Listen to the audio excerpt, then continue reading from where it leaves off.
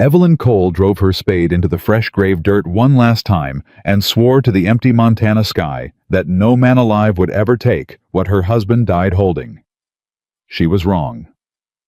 3 days later, a wounded cowboy rode down out of the high country and offered her 10 furs for one night under her roof, and by morning she'd learned the town wasn't done burying her yet. If you love a woman, the world underestimates. Subscribe and stay with me all the way to the end. And tell me, what city are you watching from tonight? I want to see how far this story travels. 3 days after they lowered Thomas Cole into the ground, his widow was still working like a woman who hadn't heard the news. Evelyn hauled the water bucket up from the well, hand over hand, her palms already gone to leather that summer. And she did not stop when the rope burned. She never stopped. Stopping was the thing that killed people out here, and she'd buried enough of them to know. "You're gonna work yourself into the box next to him," said the voice behind her. She didn't turn around. She knew the voice. Everyone in the valley knew the voice. "Morning, Mr. Pruitt," she said. Silas Pruitt sat his horse at the edge of her yard like he owned the fence, the gatepost, and the air between them. He was Harlan Crane's man. Crane's land agent, Crane's shadow. Crane's mouth when Crane didn't feel like riding out himself. He tipped his hat to her slow, the way a man tips a hat when he means the opposite of respect. "Ma'am," he said, "I come out of Christian Concern." "Did you?" She set the bucket down. "That's new. A woman shouldn't be out here alone. I heard that this morning from the coyotes." She wiped her hands on her apron and finally faced him. "They said the same thing. Circled the hen house about 4. I put 2 of them down with the Winchester before breakfast." Pruitt's smile stayed put, but something behind it shifted. "I'm here about the note," he said. "I figured. Your husband borrowed against this land, $400 against the deed. Mr. Crane holds that note now. Mr. Crane's a patient man." "Mr. Crane is a buzzard," Evelyn said, "and he's patient the way a buzzard's patient. He waits for the thing to stop moving." That did it. The smile went. Pruitt leaned down over his saddle horn. "You want to be careful how you talk about a man that holds your paper, Widow Cole. I want to be left alone on my own land," she said, "but I've noticed the 2 of us don't get much of what we want." He looked at her a long moment. Then he straightened, and his voice went smooth again, and that was somehow worse.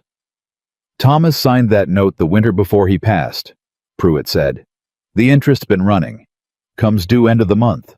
Full sum, or the deed transfers to Mr. Crane clean and legal before a territorial judge. Then I'll pay it." "With what?" He let his gaze wander the yard, the leaning barn, the patched fence, the garden fighting the drought for its life. "You got no man, you got no crew. You got 40 head of scrawny cattle and a widow's grief. That ain't $400, ma'am. That's a story that ends the way these stories always end." Evelyn felt the words land. She didn't let it show on her face. She'd learned that from her father, and from her husband, and from every hard year in between. You take the blow standing up, and you don't let them see the give. "You've said your piece," she said. "Now get off my property." Pruitt tipped his hat again. That slow, mocking tip. "End of the month, Widow Cole. Mr. Crane sends his sympathies on your loss." He turned his horse and rode out unhurried, and she watched him go, until the dust settled, and only then did she let her shoulders drop the inch she'd been holding them up. $400. She had $11.40 in a coffee tin under the floorboard, and a dead man's name on a note she'd never signed, and the whole valley waiting to see how long the widow would last. "Not today," she said out loud to nobody. "You don't get me today." She picked the bucket back up and went to work. The trouble came down out of the mountains 2 evenings later, and it came the way trouble always did, quiet and half dead, and asking for one small thing. Evelyn was at the fence line when she saw the horse. It came down the ridge trail alone, a big rangy bay with a bloody saddle, and its head low, and for one cold second she thought it was riderless. Then she saw the shape slumped along its neck, one hand fisted in the mane, the other hanging useless at the man's side. She had the Winchester up and levered before she'd made the decision to raise it. "That's far enough," she called. The horse stopped. The man lifted his head. He was big. Even folded over the saddle, she could see that broad through the shoulders. Dark hair matted with sweat, and something darker. His face was gray under the sunburn. His shirt was soaked black down the left side, and it wasn't sweat. "Ma'am," he said, just that, like it cost him. "You keep your hands where I can see 'em." "Can't." A ghost of something crossed his mouth. Not a smile. The memory of one. "One of 'em ain't taking orders no more." "Who are you?" "Dawson." He swayed, caught himself on the horn. "Caleb Dawson. I come down off the high country. I ain't looking for trouble, ma'am. I already found all the trouble I can carry." "You're bleeding on my trail." "I noticed." He got his good hand up, slow palm out. "I ain't gonna hurt you. Reckon I couldn't if I wanted to. Look at me." She looked at him. She'd known men who could fake it. Wounded to get close, weak to get inside the door, then a knife out from under the blanket. Her father had warned her about them. The valley bred them. But she'd also spent her whole life reading horses and weather and men, and this one had the look of a thing that had already lost the fight and was only asking not to die on the ground. She did not lower the rifle. "What happened to you?" "Got shot," he said. "I can see that." "By who?" Something flickered behind his eyes. A pause. A calculation. She caught it. "Men," he said finally. "Didn't stop to trade names." "That's a poor answer." "It's the only one I got that won't put you in it too." That stopped her. He straightened up in the saddle with an effort that cost him the last of his color, and he looked down at her the way a man looks at the last decent thing he expects to see. "I'll get to the point, ma'am, on account of I might fall off this horse before I finish it." He reached back slow to the roll behind his saddle and undid the strap one-handed and let the bundle drop into the dust between them. Furs. A tied bundle of them. Beaver and fox and one wolf pelt near black prime, and heavy a whole winter's trapping worth more than most men in that valley saw in a season. 10 furs, Caleb Dawson said. "Best I took all year. They're yours. All of 'em, for one night." Evelyn didn't move. "One night," he went on, "under a roof. Somewhere your rifle can watch me if it makes you easy. Come morning I'm gone and you never saw me, and you got 10 furs to show for the trouble." He breathed. "I ain't asking charity, ma'am. I don't take charity. I'm asking to buy a corner of your barn for one night like an honest man." For a long moment, the only sound was the horse blowing and the fence wire ticking in the heat. Then Evelyn Cole did the thing the whole valley expected of a woman with no man to protect her. She said no. "I don't know you," she said. "I don't know who shot you, or why, or whether they're coming behind you. I got no husband, and no crew, and no reason on God's earth to open my door to a bleeding stranger with a gun in his belt. Take your furs and ride on Mr. Dawson. There's a town 9 miles east.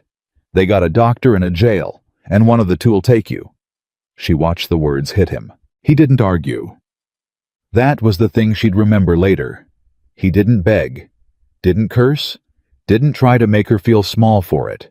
He just nodded slow, like she'd told him a hard truth he already knew. "Fair," he said. "Fair enough, ma'am." He bent down. It took him 3 tries, and got hold of the fur bundle and dragged it back up across his lap. "Leave the furs," he said. "For the water your well can spare a horse that ain't done nothing wrong." "Mr. Dawson, he's a good horse." Caleb ran his good hand down the bay's neck, and the animal leaned into it. "Been carrying me 2 days. Least I can do is not let him ride off thirsty." And then he turned the horse. He got maybe 40 feet. Evelyn stood at her fence with the rifle down at her side now, and watched the man's back sway, watched him list, left and correct, and list again, and she knew the way. You know, a calf won't make the night. The way you know, a fever's turned. She knew he wasn't going to reach that town 9 miles east. He wasn't going to reach the end of her fence line. "Mr. Dawson," she called. He didn't stop. "Dawson." He pulled up, turned his head just enough. "You fall off that horse on my trail," Evelyn said. "I'm the one has to bury you, and I have done enough burying this month." A pause. The wind moved the dust. "So I reckon you'd best not make me do it," she said. "Bring the horse to the trough. There's a room off the barn. It's got a door and a lock, and my rifle's got a fondness for that door. You understand me?" Caleb Dawson turned the bay around. "Yes, ma'am," he said. "I understand you fine." She got him off the horse in the barn, and it was near enough a deadlift, and she was strong from the work. But he was a big man, gone slack with blood loss, and by the time she had him down on the cot in the tack room, they were both gray and both breathing hard. "You're heavier than a heifer," she said. "Been told." His eyes were closed. "Not usually by a lady. I'm not a lady. I'm a widow with a hole in her fence, and a hole in her roof, and now a hole in a man in her barn." She was already cutting his shirt away with the shears brisk no ceremony. "Hold still." He held still. The wound was through the meat of the shoulder front to back, and it had missed the bone and missed the lung, and that was luck. But it had been bleeding 2 days, and it had the angry look starting around the edges. She'd doctored worse. She'd doctored her own husband through the fever that finally took him, and her hands didn't shake at blood anymore. That part of her had gone quiet and useful. "This is gonna hurt," she said. "Most things do." She packed it and she cleaned it, and he made no sound the whole time. None, just breathed through it with his jaw set, and his good hand fisted in the blanket. And when she was done, and had it bound tight, he opened his eyes and looked at her. "Obliged," he said. "Don't be. You're paying. 10 furs, you said." 10 furs. Something eased in his face. "You changed your mind." "I didn't change my mind. My mind said no. My conscience overruled it." She sat back on the milking stool and wiped her hands. "They fight sometimes. Conscience usually wins. It's why I'm poor." That got it out of him, not a laugh. He didn't have a laugh in him that night, but a breath through the nose the shape of one. "What's your name?" he asked. "Cole. Evelyn Cole." "Mrs. Cole. Widow Cole. Been Widow Cole 11 days now." She said it flat, the way you say a thing you've decided not to bleed over in front of a stranger. "You want to know how he died, you can ask the town. They tell it better'n me. They've had more practice." Caleb was quiet a moment. "I won't ask," he said. "A man's grief's his own. I'd reckon a woman's is too." She looked at him then. Really looked. And she saw a thing in his face she hadn't expected. Not the hunger of a man who wanted something, not the calculation of a man working an angle. She saw somebody who knew exactly what she meant, who'd carried the same weight and knew the shape of it. "You've buried people," she said. It wasn't a question. "Yes, ma'am," Caleb said. "More'n I care to count. That's what the mountains are mostly, a place to bury the folks the towns won't have. That where you're from, the mountains. That's where I ended up." He closed his eyes again. "Where I'm from's a longer story than either of us has the blood for tonight." She let it go. She had questions stacked up like winter wood who shot him why he wouldn't name them. What a mountain trapper was doing carrying a gun worn low like a man who'd used it. Why his voice went careful every time the subject of the men behind him came near. But he was fading, and a body needed sleep more than it needed answers, and she'd get them in the morning before he rode out and out of her life. "Sleep," she said, standing. "There's water in the crock. The door locks from the inside and the outside both. I'll be up at the house with a Winchester that don't miss. We understand each other, Mr. Dawson." "Caleb." "We understand each other, Mr. Dawson." The corner of his mouth moved. "Yes, ma'am," he said. "We surely do." She was at the door when his voice came again, low, half gone already to sleep. "Widow Cole." "What?" "Whatever they told you in town about a woman not making it out here alone." A pause. "You made it 11 days past the man that was supposed to carry you. You're doing better'n they know." Evelyn stood in the doorway a moment with her hand on the latch and didn't say anything because there wasn't a safe thing to say to that. And then she went out and shut the door and stood in the dark of the barn with her heart doing something it hadn't done in 11 days, and she was angry at it for doing it. "He's paying," she told herself. 10 furs, that's all this is." She almost believed it. She did not sleep. She sat at the kitchen table with the lamp turned low and the Winchester across her knees, and she counted the money she didn't have against the note she couldn't pay. And around midnight, she got up and looked out the window toward the barn, where the one lit lantern told her the stranger still breathed, and she thought about how strange it was that the loneliest she'd felt in 11 days was tonight with a man's furs on her floor and a man's blood dried under her fingernails. Then she heard the riders. She heard them before she saw them. The wrong kind of sound for that hour, more than one horse coming slow and quiet up the valley road, and slow and quiet at midnight, was worse than fast and loud. Fast and loud was drunks. Slow and quiet was men who didn't want to be heard. Evelyn blew out the lamp. She went to the window on her belly the way her father taught her, and she counted 4 riders coming up the road toward the house, and even in the dark, she made out the shape at the front of them, wide in the shoulder, easy in the saddle, and she'd have known that man's silhouette anywhere in the valley. Harlan Crane. Crane didn't ride out at midnight. Crane didn't ride out at all if he could send Pruitt. Crane at midnight with 3 armed men behind him was a thing that had never once happened in all her years on this land, and her whole body went cold and clear the way it did before hard weather. She got the rifle. She went out the back quiet and came around the house in the shadow of the wall, and she was there at the corner, when Crane's horse stopped in her yard, and his voice came out into the dark, smooth and unbothered. A rich man's voice. A voice that had never once in its life been told no, and meant it. "Widow Cole," Crane called. "I know you're awake. Your lamp went out too clean?" She didn't answer. "I'm not here for the note," Crane said. "The note can wait for the judge. I'm here on a different matter. A neighborly matter." A pause. "You had a visitor today. A man come down off the ridge. Big fella. Hurt." Evelyn's blood went to ice. They were the ones. The men who shot him.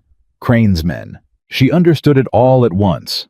The way you understand a thing. Your whole body already knew why Caleb wouldn't name who shot him. Why he said it'd put her in it too. Why a mountain trapper carried a gun worn low and came down bleeding into a valley where a rich man was buying up land with a dead man's paper. Whatever Caleb Dawson had seen up in that high country, whatever he'd done or crossed or witnessed, it belonged to Harlan Crane. And Crane had ridden out at midnight to finish it. "You listening, Widow Cole?" Crane's voice again, patient, awful. "That man is a killer and a thief. Wanted up north. There's money on him and a rope waiting. Now I'd truly hate for a grieving widow to get herself hurt sheltering a wanted man on the very land she's fighting so hard to keep. Wouldn't look good. Wouldn't look Christian." A pause she felt in her teeth. "Send him out, and I'll take him off your hands, and we'll say no more about the note being due quite so soon. Call it a kindness between neighbors." Evelyn stood in the dark against the wall of her own house, with the rifle in her hands, and her heart going like a drum, and she thought about the 10 furs on her floor, and the $400 she didn't have, and the man in her barn who'd said it'd put you in it too, and then bled quietly, and asked for nothing. And she thought about every time in 11 days that this valley had told her what she couldn't do, what she couldn't keep, what she couldn't be without a man to hold it for her. She stepped out of the shadow. "Mr. Crane," she said, and her voice didn't shake, and she was proud of it. "It's late, and I've had a hard month, so I'll be plain. There's no man on my land but the one you're looking at, and she's got a rifle, and she'd take it as a personal kindness if you and your midnight friends would get the hell off her property." The silence after that was long. "Now, Evelyn," Crane said, and the smoothness thinned, and under it she heard the thing she'd known was there all along. "Don't be a fool. Not for a stranger, not for a man who'll be gone by morning if he lives that long. Think about your land. Think about that note.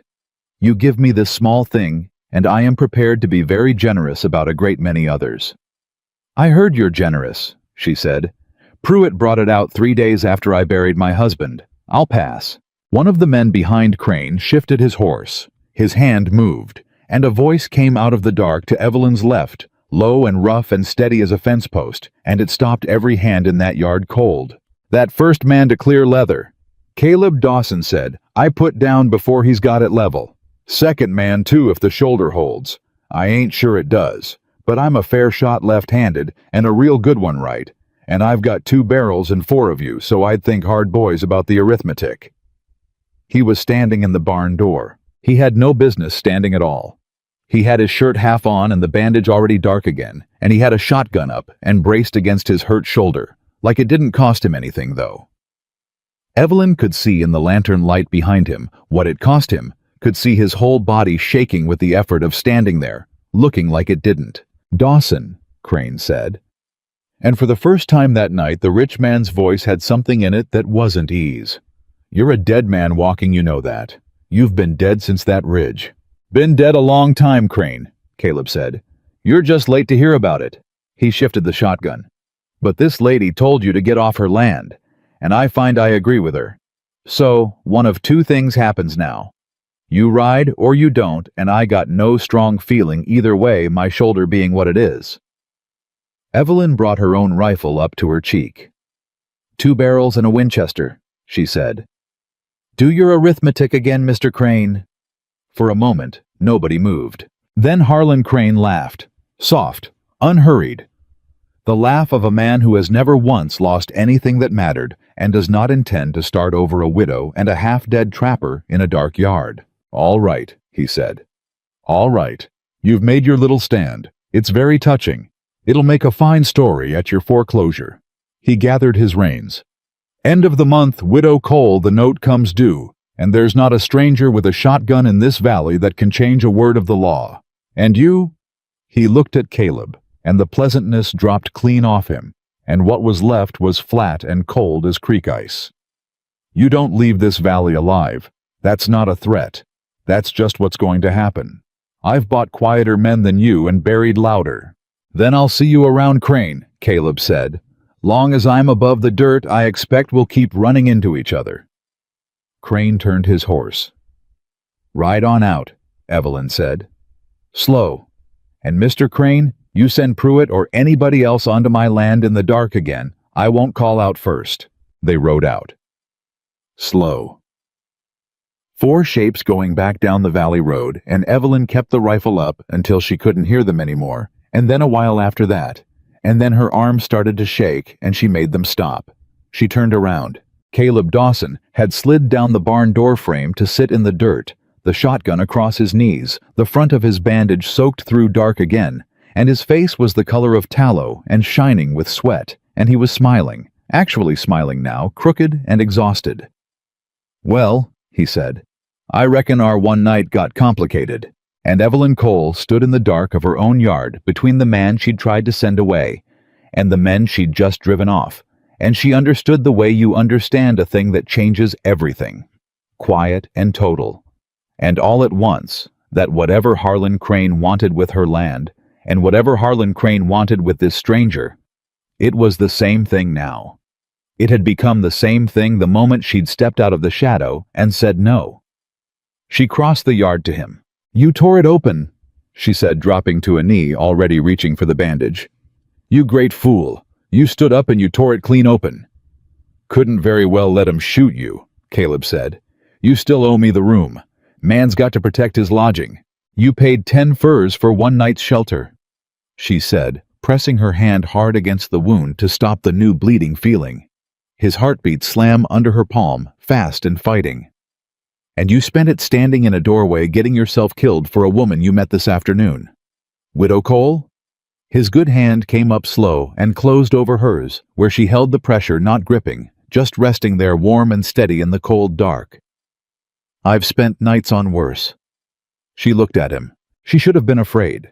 She had every reason on earth to be afraid. A wanted man in her barn, a rich man's rifles promised at her door, a note she couldn't pay, and $11 in a coffee tin and a fence still full of holes. Every voice in the valley would have told her she was ruined, a fool. A widow who'd thrown her last chance away for a stranger's crooked smile. But sitting there in the dirt with his hand over hers, and his blood on her fingers, and the dust still settling from the men she'd faced down and not blinked. Evelyn Cole felt for the first time in 11 days. For the first time in a great deal longer than 11 days. If she was honest, longer than she wanted to look at, like she was not standing on her land alone. One night, she said quietly. That was the deal. That was the deal. The deal's changed, Mr. Dawson. He was quiet a moment. His hand tightened just barely over hers. I reckon it has, ma'am, Caleb said. I reckon it surely has. And out past the fence line, the dark held all of it the riders. Somewhere down the road the note coming due, the whole cruel patient weight of a man like Harlan Crane, who had never yet been told no by anyone the world would miss. Evelyn got her shoulder under Caleb's arm and hauled the big man up out of the dirt, the two of them swaying together in the dark, and she walked him back into the barn, one hard step at a time, and she did not let him fall. The fever came on him hard by the second night, and Evelyn sat with him through it, because there was no one else to. And because a man who tears himself open standing in a doorway for a stranger has bought some sitting up with whether he asked for it or not. He talked in the fever. Not much and not clear, but enough. Not the wagons, he said once, his good hand grabbing at the blanket. Told him the pass wasn't coal. You hearing me? The pass ain't. I hear you. Evelyn said, though she didn't, though none of it made sense to her yet. She pressed the cool cloth to his forehead. Lie still. He knew, Caleb said. His eyes were open, but they weren't seeing her. They were seeing something up in the high country, something 2 days behind him. He knew, and he sent 'em anyway. 12 of 'em, women too. He knew, and he counted the money, and he sent 'em into the pass. Who did? But the fever pulled him back under, and he didn't answer, and Evelyn sat there in the dark, with a name half formed in her chest, and a cold feeling spreading out from it, because she had heard the shape of that kind of story before. She had watched Harlan Crane count money over other people's ruin her whole life. She just hadn't known until this stranger started talking in his sleep that the counting went that far. He broke the fever near dawn. She knew it the way you know weather turning. The sweat came clean instead of sour, and his breathing dropped down slow and even, and when the light came gray through the barn boards, he opened his eyes, and they were his own again, tired and clear. Water, he said. She gave it to him. He drank half the crock. You talk in your sleep, Mr. Dawson, she said. He went still with the crock halfway down. Do I? He said. You do. What did I say? Enough that I've got questions. She took the crock from him and set it down. Not enough to answer them. You said something about a pass. 12 people, women, a man who knew and sent them anyway. Caleb was quiet a long moment. She watched him decide something. She'd gotten good in a short time at watching this man decide things behind his face. You'd have been better off, he said finally, if I'd fallen off that horse before I reached your fence. I've heard that from more comfortable men than you. Answer me straight for once. It'll put you in it. Mr. Dawson. She leaned forward. A man rode into my yard at midnight with 3 rifles and my name in his mouth. I'm already in it. I've been in it since I said no to him in the dark. So you can stop telling me what I'm in and start telling me the truth, because I have got exactly 1 month before this land stops being mine, and I would like to know who I'm losing it to. That reached him. She saw it reach him. You said Crane, Caleb said slowly. Last night. Harlan Crane. That's his name. Owns half this valley, buying up the other half. With paper, with notes. He held my husband's note before Thomas was cold. Her jaw tightened. You know him. I know what he did in the mountains. Caleb pushed himself up against the wall, grimacing, and she moved to help, and he waved her off, and she let him, because she was learning that too, when to reach for him, and when to let him do it himself. There's a freight company runs the northern passes. Crane's got money in it. Big money. Wagons carry folks west, families, settlers, folks who paid their last dollar for a spot on a wagon, and a promise they'd get through before the snow. I know the kind. There's 2 ways through the North Range. Long ways safe. Short ways a killer narrow pass comes down hard weather early, and if you time it wrong you don't come out the other side. Long way costs the company money. 2 extra weeks more feed more wages. Caleb's voice had gone flat and careful, the voice of a man laying stones one at a time across deep water. Short way they make the season. Crane and his partners sat in a warm room and did the arithmetic and sent the season's wagons through the short pass. And I was the man they hired to guide them. Evelyn didn't say anything. I told him, Caleb said. I've run those mountains 12 years. I told the company man the short pass was already turning. Weather coming. I said the long way or we wait a week. He telegraphed Crane. Crane telegraphed back. He stopped. Crane said the schedule stands. And you took them through. I quit. His good hand closed slow into a fist. I quit right there, and I told them to hire a fool if they wanted a fool, and I rode off. And they hired a fool, and they took 12 wagons into that pass, and the weather came down just exactly the way I said it would, and... His voice caught. It was the first time she'd heard it catch. 9 of them came out. 12 wagons went in, and I counted 9 coming down the far side, and I sat my horse on the ridge, and I counted 'em twice, Widow Cole, hoping I'd got it wrong. The barn was very quiet. 3 wagons, Evelyn said. Families. One had a woman about to be brought to bed with a child. Caleb looked at the wall. I went back up. I didn't have to. I'd quit. But I went back up into that pass, and I dug where I could dig, and I found what a man finds up there in weather like that, which is not much, and none of it good, and I came down that mountain with it burning a hole in me, and I did a foolish thing. You went to Crane. He looked at her surprised. You'd have done the same, she said. I can see it on you. You went to Crane. I went to the company office in the north town. Crane was there. Him and his partner sitting over the account books, and I walked in with 3 families' worth of nothing in my saddlebags, and I put it on the table, and I told the room what Crane had done. Caleb's mouth twisted. And Crane, I'll give him this, he didn't blink. He looked at me the way you'd look at a fly on the window, and he said real gentle in front of every man in that room, he said, That's a very sad story, Mr. Dawson, and I've no idea what it has to do with me. I sign no schedules. I guide no wagons. You do, or you did. He put it on you. He put it on me. Said I'd been the guide, said I'd abandoned my post, said the deaths were on the man who quit his contract and left them leaderless. Caleb laughed, and there was no laugh in it. By the time I understood what was happening, I was the one they were fixing to hang. Not Crane, me, the man who told them not to go. And I looked around that room at all those company men nodding along, and I understood that Crane had bought every last one of them a long time before I ever walked in, and that if I stayed in that town one more hour, I'd be swinging from it by morning with 3 families' deaths hung around my neck to make the books balance. So you ran. So I ran, 2 days ahead of his men, and they caught me up on the ridge above your valley and put this in my shoulder.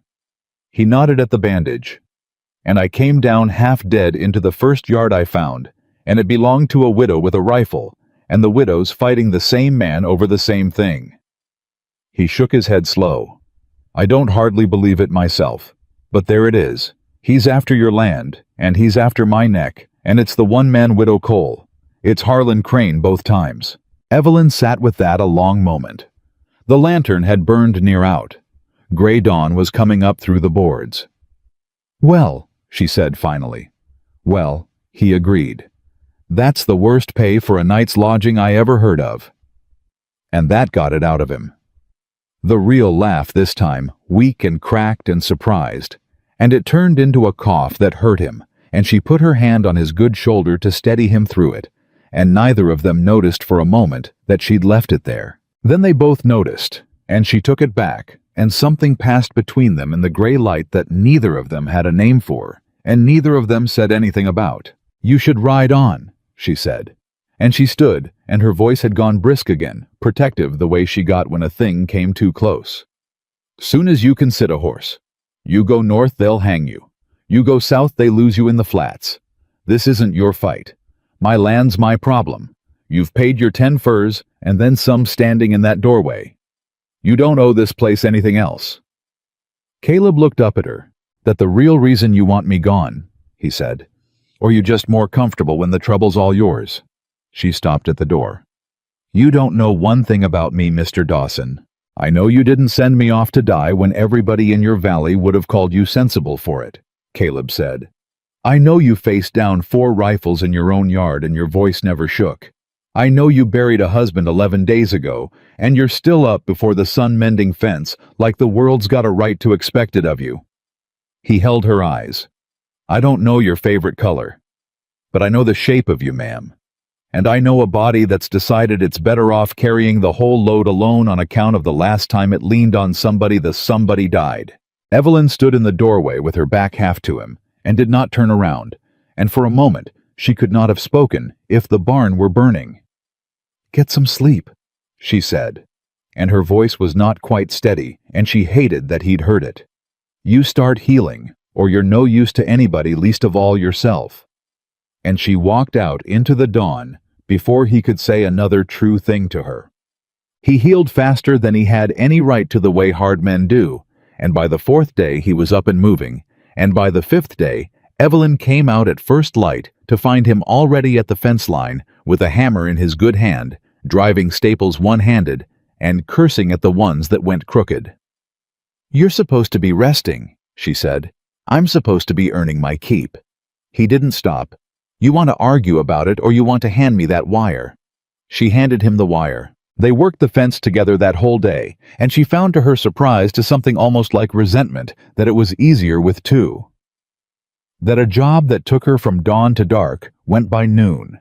That a man who kept his mouth shut and his hands busy and only spoke when there was something worth saying was a strange and unfamiliar thing to have in a yard after Thomas, after 11 years of a husband who talked and drank and dreamed and left the fence for tomorrow. You're a better hand one-armed than most men are with 2, she said when they stopped for water. That a compliment? It's an observation. I don't hand out compliments. They go to a man's head, and then he stops working. Caleb almost smiled. Your husband, he said, careful the way he said careful things. He a rancher. He was a dreamer. She drank. He was a good man who wanted to be a rich one, and he never could tell the difference between a plan and a wish. He borrowed against this land to buy into a mining thing 3 counties over. Silver. Sure thing, the fella told him. There's always a fella, and it's always a sure thing. She wiped her mouth. There wasn't any silver. There wasn't any mine hardly. Just a hole in a story. Thomas found that out about the same time his heart quit on him. I think the 2 things were connected, though the doctor wouldn't say so. $400. $400 I never saw a nickel of secured against the only thing my father ever left me. She set the dipper down hard. And Harlan Crane bought that note off the bank the week Thomas died. Paid full for it. Now why does a man pay full for a widow's bad paper? Mr. Dawson, money's not the reason. Crane's got money. It's the land. It's the land. She looked out across it, the leaning barn, the patched fence, the dry garden, the 40 scrawny head. Ugliest, hardest, most worthless-looking piece of ground in the valley, and hers every stone of it. There's water on it. There's a spring up the north end that doesn't quit even in a drought like this. Everything downstream of me is Crane's now. He's bought it, or foreclosed it, or scared folks off it. But he can't run cattle on any of it without the water, and the water's mine. Last piece he needs, last piece in the whole valley. She turned to him. He'll have it one way or another end of the month unless I put $400 in his hand. And I have got $11.40. Caleb was quiet. You could sell the cattle, he said. 40 scrawny head in a drought year, I'd be lucky to see $60. And then I've got no herd and still no land. You could. I've done the arithmetic every night for 2 weeks, Mr. Dawson, she said. Every way it comes out the same. There's no honest $400 to be had on this place before the end of the month. So you can stop looking for the one I missed. There isn't one. And that should have been the end of it. That should have been the moment the story turned toward its natural and expected close. The widow ruined the land, lost the stranger riding on. That was how these stories went. Everyone in the valley knew how these stories went. Except Caleb Dawson set down his hammer and looked at her a long moment and said the thing that changed it. There's the reward, he said. What reward? On me. He said it flat without any drama in it, which was somehow worse. Crane put money on my head up north. Wanted for the deaths in the pass. $200 last I heard and rising. Any man brings me in gets it. He held her eyes. You bring me in Widow Cole, that's half your note. Maybe more if I let 'em think I gave you trouble. It's honest money for a wanted man. Nobody'd fault you. Nobody in this valley would blame a widow one bit for turning in a stranger to save her land. Evelyn stared at him. You're not serious. I'm the most serious I've been since I got here.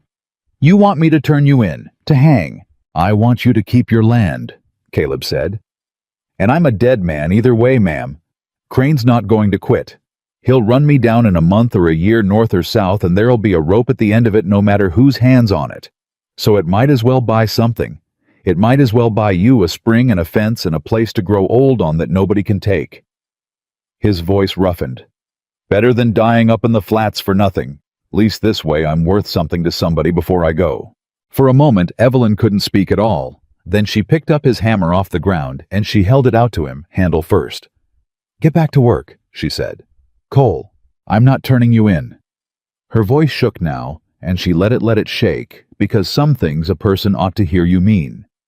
I have spent 11 days, 12 now, listening to that man and his agent, and his money tell me what I have to give up. My husband, my peace, my land. And now you want to hand me a hammer and tell me the last thing I have to give up to Harlan Crane is a man who stood in my doorway bleeding so I wouldn't have to face him alone. She shoved the hammer into his good hand. No. You hear me? No. That word's the only thing I've got left in this world that Crane can't take, and I'm going to keep saying it until they put me in the ground next to Thomas. So take your hammer, Mr. Dawson, and drive your staples, and don't you ever offer to hang for me again. Caleb Dawson looked down at the hammer in his hand. Yes, ma'am, he said quietly. And he went back to the fence, and neither of them said anything for a long while, and if his hand wasn't quite steady on the next few staples, she was kind enough not to mention it. The town found out he was there on the 7th day. She'd known it was coming. You couldn't hide a big man mending fence in a valley where everybody's business was everybody's, and she wasn't a fool. She'd kept him back from the road, but somebody rode by and somebody talked, and by the 7th day, the whispers had legs. The first she knew of it direct was the preacher's wife. Mrs. Aldous came out in her buggy under the excuse of a covered dish, which was itself a marvel, since no one in the valley had brought Evelyn so much as a biscuit since the funeral. Grief made people generous, or it made them scarce, and this valley had mostly gone scarce on account of a widow with a foreclosed future was bad luck to be seen near. So the covered dish was a pretext, and they both knew it, and Mrs. Aldous got right down to the true business of it before she'd even handed the dish over. There is talk, Evelyn, she said, and I have come as a friend to tell you of it, so that you may correct it. Is there? Evelyn said. There is talk of a man, on your place, living on your place. There's a hired hand mending my fence, if that's the man you mean. A hired hand. Mrs. Aldous's mouth pursed. You've no money for a hired hand, Evelyn. The whole valley knows the state of your account. A woman with no money does not hire a strange man to live in her barn unless the arrangement is— She lowered her voice as though the word might soil the buggy, of another kind. Evelyn set the covered dish down on the ground, deliberate, slow. Mrs. Aldous, she said, you've known me since I was a girl in your husband's Sunday school. You held my mother's hand when she died, and you have driven out here the first soul from that town, to drive out here since I put my husband in the ground 11 days ago, with not one of you standing graveside, but the man that dug the hole to ask me whether I'm keeping a strange man in my barn for sin. She picked the dish back up and held it out. Take your casserole home. I'd rather starve honest than eat charity that comes with a question attached. Mrs. Aldous went red. I came to help you. You came to have a look, so you'd have something true to say when the rest of them asked. Well, now you've had it. You tell them there's a man on my place, and I'll not deny it, and I'll not explain it, and the next person that comes out here to smell my laundry can turn their buggy around at the gate. She pushed the dish into the woman's hands. Give my regards to the Reverend. Tell him I look forward to his sermon on casting the first stone. I imagine it'll be a lively one." Mrs. Aldous drove off in a fury, and Evelyn stood at her gate watching the dust, and behind her, Caleb's voice said low, "You made an enemy there." "I had an enemy there before she came." Evelyn didn't turn around. "She just brought a dish." "They're going to say things about you." "They've been saying things about me my whole life, Mr. Dawson. Widow now. Barren before that, 11 years married and no children. And this valley had opinions about whose fault that was, and none of the opinions landed on Thomas." She said it flat. It had stopped being able to cut her a long time ago, or she'd told herself it had. "There's not a name in that town's mouth I haven't already worn. Let 'em add another." Caleb came up beside her at the gate. "You didn't have to defend me," he said. "You could have told her the truth. Wounded man took him in Christian charity, nothing more. She'd have carried that back, and it'd have been the truth, and it'd have cost you nothing. It'd have cost me a lie about who's welcome on my land and who I answer to for it. That's not nothing." She finally looked at him. "And it wasn't for you. Don't flatter yourself. It was for me. I'm through explaining myself to that town. Been through it a while. You just happened to be the thing I got to stop explaining first." Caleb looked at her a long moment. "Widow Cole," he said, "you are the most contrary woman I ever met in my life." "Thank you." "I didn't mean it kind. I'll take it kind anyway. I don't get many, I told you. They go to my head." And there, right there at the gate, with the dust of the preacher's wife still hanging in the road, and the whole valley's judgment coming down on her like weather, Evelyn Cole laughed. A real one. Short and surprised and rusty from disuse, and it startled them both, and Caleb Dawson looked at her when she did it the way a man looks at the first green thing after a long winter, like he'd forgotten such a thing grew. Then hoofbeats came up the road, and the laugh died because it was Pruitt. Silas Pruitt reined up at the gate and did not dismount. He looked at the two of them standing there together, the widow and the big stranger, and something moved behind his face. Pleasure, Evelyn thought. The pleasure of a man who's been handed exactly the thing he came hoping to find. "Well," Pruitt said, "ain't this cozy?" "State your business," Evelyn said. "Mr. Crane sends his regards." Pruitt's eyes stayed on Caleb. "And a message, two of 'em matter of fact. First one's for you, Widow Cole. Note comes due in 3 weeks. Judge Harmon rides the circuit in from the territorial seat on the 28th. Your foreclosure's on his docket. You want to pay it off before then, you bring $400 to the bank in town, and Mr. Crane will sign the deed back to you all friendly." He smiled. "You got $400, ma'am." Evelyn said nothing. "Didn't reckon so." Pruitt turned his gaze full on Caleb. "Second message is for your hired hand there, though I don't believe that's his profession. Is it, Mr. Dawson? I believe your profession's guiding wagons off cliffs and running from the rope." Caleb didn't move. "I got a name from a fella up north." Pruitt went on enjoying it. Description matched. "Big fella, dark hair, come down hurt off the ridge. Wanted man. There's paper on you in 3 counties, Dawson. $200 dead or living, and the company don't much care which." He looked between them, slow, savoring it. "So here's how Mr. Crane sees the arithmetic, and I got to say it's elegant. The widow's got no money and a wanted man in her barn. The wanted man's worth 200. That's half her note near enough. All she's got to do is give you up, and Mr. Crane'll even count it generous against what she owes. She keeps her land, you hang. Everybody's accounts come out square." He spread his hands. "It's the kindest offer that man ever made in his life, and I'd take it if I were the two of you before he thinks better of it." For a moment, nobody said anything. Then Caleb Dawson took a step forward toward the gate, and Pruitt's hand dropped to his gun, and Caleb stopped, and when he spoke, his voice was so quiet and so even that it was worse than a shout. "You go back and tell Harlan Crane something for me, Pruitt." "I'm listening." "Tell him I counted 9 wagons come down off that pass. Tell him I counted 'em twice." Caleb's good hand hung loose at his side, easy ready. "Tell him there was a woman up in that snow that was carrying a child, and I know her name, and I know the name of every soul in those 3 wagons on account of I wrote 'em down before I ran because somebody ought to, and there wasn't nobody else. Tell him the guide he's fixing to hang for it kept a list." He let that sit.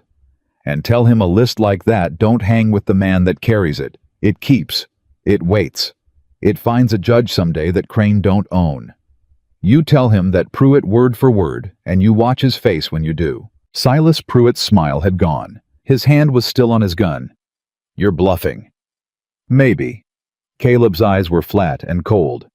"You want to bet Crane's neck on maybe, because that's your job now, isn't it? You're the man he'll send to find out. And I'm the man that's got nothing left to lose standing in a widow's yard telling you I wrote it down." He smiled, and it was not a nice smile. "I like my end of that arithmetic better than yours, Silas." Pruitt sat his horse a long moment. Then he backed it a step, and another, keeping his hand on his gun, and his eyes on Caleb the whole way. 28th, he said to Evelyn, not looking at her. $400 or the deed. And the offer on him stands, ma'am, right up till the judge rides in. You think on it. You think real hard on what a stranger's worth against your daddy's land." He turned his horse and rode, and Evelyn Cole stood there and watched him go, and then rounded on Caleb with her heart pounding. "A list," she said. "You wrote down, there's a list." Caleb watched the road. "Mr. Dawson," she grabbed his arm and turned him. "Is there a list?" He looked at her, and for a moment the flat, cold thing was still in his face, and then it cracked just at the edges, and underneath it she saw something that stopped her cold. "No," Caleb said quietly. "There's no list, Cole. There was never time to write down a thing up in that pass. There was only time to dig and to run." He looked back at the road where Pruitt's dust was settling. "But Crane doesn't know that. And now he's got to spend 3 weeks not knowing it. And a man that can't sleep for wondering is a man that makes mistakes." Evelyn stared at him. "You just bought us time," she said slowly, with a bluff. "You bluffed Harlan Crane. I bought you time." His jaw tightened. "I meant what I said before, Cole. I'm the thing on that man's mind now, not you. That's how it ought to be.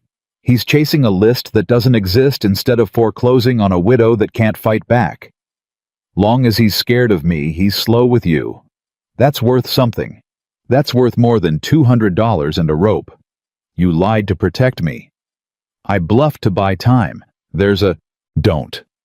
She still had his arm. Her grip tightened. "Don't do the thing where you make it small. You stood at my gate and you put a target on your own back so that man would come for you instead of me. You've been doing it since the first night. You stood in that doorway. You offered to hang. And now you've told Crane you've got the one thing on earth that could ruin him, which means he can't just hang you quiet. Now he's got to find out what you know first, which means every gun he owns is going to be pointed at you and not at me." Her voice broke. "You keep spending yourself to buy me days, Mr. Dawson, and I never asked you to, and I don't know how to make you stop." Caleb Dawson looked down at the widow's hand on his arm. "You could stop me easy," he said. "You could send me off any morning. I'd go." "I know. You haven't." "I know that too." They stood there. The dust settled in the road. Somewhere the coyotes she'd shot that first morning had brothers, and they'd be back at the hen house by dark, and there was fence still to mend, and a note still coming due, and a whole valley full of people already telling the story of the widow and the stranger in ways that would follow her the rest of her life. And Evelyn Cole realized she did not care about a single one of those things as much as she cared in that moment about the fact that this man kept trying to trade himself away to save her and would not stop, and that she had not sent him off and would not. "Come on," she said, and let go of his arm, and her voice was rough.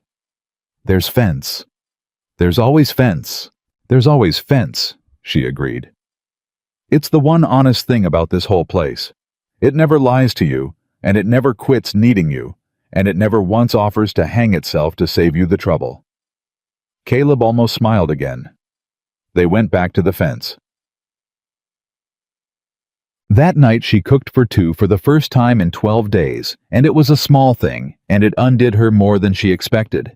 She hadn't meant to. She'd meant to leave his plate in the barn like she had every night since he came.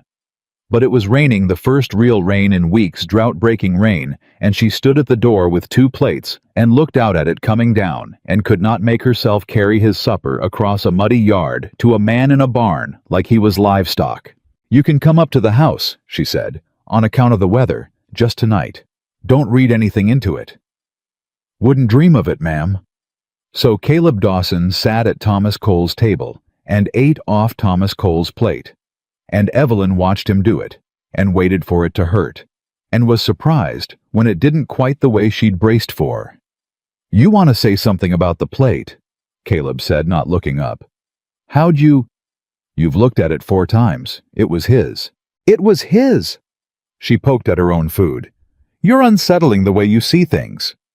I spent 12 years watching weather and animals for a living. You learn to read the thing before it happens." He set his fork down. "I can eat in the barn.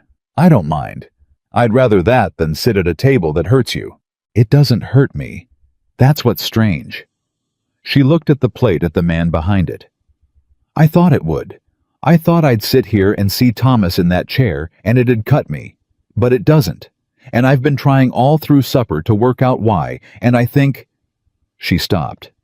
"You don't have to. I think it's because Thomas never really sat in that chair," Evelyn said. "Not the way you mean sitting. He sat in it and dreamed about being somewhere else. Some silver mine 3 counties over. Some richer life. He was never here, Mr. Dawson, not really, not even when he was in the chair. He was always leaving towards something better." She looked at Caleb. "And you've been on my place 8 days, and you've never once, not for a minute, been anywhere but exactly where you are. Every fence post, every wire. You're here. It's the strangest thing. He lived here 11 years, and you've been more here in 8 days than he was in all of it."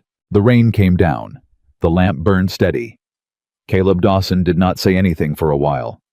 "That's the kindest thing anybody's said to me," he said finally. "In longer than I can rightly recall. And I don't think you meant it as a kindness. I think you meant it about him. But I'll take it anyway." "You take everything anyway. You're the most grateful hard man I ever met." "When you've had nothing," Caleb said, "you learn to take what's offered, even when it isn't offered to you." He picked his fork back up. "Especially then."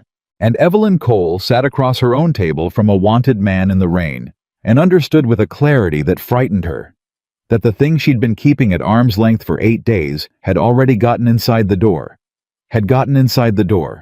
In fact, the very first night when a bleeding stranger asked to buy shelter like an honest man and then stood in a doorway and bled to keep her safe. It had been inside the door the whole time. She'd just been too busy calling it something else. "Mr. Dawson," she said. "Caleb," he said. "I've asked you 3 times now, ma'am. I've stood in a doorway for you. I've bluffed a rich man to his agent's face for you. I believe I've earned my first name in your mouth." Evelyn looked at him a long moment across the lamplight. "Caleb," she said, and the way he looked at her when she said it, like a man hearing his own name for the first time in years, like a man who'd near forgotten he had one worth saying, was a thing she would carry with her long after that night into all the hard nights coming, of which there would be many and worse than she yet knew. "Yes, ma'am," he said softly. "Evelyn, Evelyn," he said, and tried it, and it seemed to sit strange and good in his mouth. "That's a fine name. Don't know how I've been calling you Widow Cole this whole time when there was a name like that going spare. Don't get comfortable with it." She stood brisk again, gathering the plates, hiding her face in the work of it. "You've still got fence to mend, and I've still got a note to beat, and there's 3 weeks till a judge rides in that Harlan Crane most likely owns, and not one single part of this is fixed, just because it stopped raining on it for one supper. No, ma'am. So don't." "So, no, ma'am, I won't." But he was smiling when he said it, that crooked, exhausted smile that had near killed her the first night in the yard, and she turned away fast so he wouldn't see what it did to her face. The rain broke the drought, and it should have felt like mercy, but mercy was in short supply that valley, and the rain brought its own trouble. It brought the creek up. Evelyn was out before dawn checking the herd, when she saw them 3 of her cattle down in the low pasture where the creek had jumped its banks in the night, bogged to the belly, in mud bawling, and one of them already going quiet with the cold, which was the worst sound. The going quiet because a cow that stopped fighting the mud is a cow that's decided to die. She didn't hesitate. She went in after them. She was thigh-deep and hauling on a rope round the first one's horns, screaming at it, cursing it, when Caleb came at a dead run from the barn, with a coil of rope over his good shoulder, and no shirt, and the bandage still on, and his face like a man who'd heard the going quiet sound too. "Get out of the mud," he shouted. "I'm not leaving them." "You'll go under with them. Get out, Evelyn, and throw me the rope." "I've got this one." And she didn't. She was losing it. The mud had her legs, and the cow was heavier than sin, and going quieter by the second, and she felt her own feet start to slide out from under her in the muck, and for one bad cold moment, she understood exactly how a person drowned in 6 inches of standing water in a bog. Then his hand had her arm. He'd come in after her. One-armed bad shoulder, and all he'd waded into the sucking mud and got his good hand locked around her arm like iron, and he hauled not on the cow on her. And the strength in it was a shocking thing. She came up out of the mud like a cork, and he didn't let go. He dragged her back toward the bank, hand over hand, up his own body until they both went down on the solid ground in a heap, soaked, filthy gasping. "You fool woman," Caleb said into her hair, and his arm was still locked around her, and she could feel his heart going like a hammer against her back. "You'd have gone under for a scrawny drought cow. You'd have drowned in a bog. What good's the land to you if you're dead in it? They're all I've got. You're all you've got." He turned her both hands on her shoulders. Now, mud everywhere, his face fierce and frightened in a way she'd not seen on him. "You hear me? A cow's a cow. There's 40 of 'em. There's one of you, Evelyn Cole, and I just watched you decide a drought cow was worth more'n your own life, and I'll be damned if I stand by for that. I've watched enough people die for less than that. I've watched—" his voice cracked. "I watched 12 wagons of 'em die for a man's arithmetic. I am not watching you die for a cow."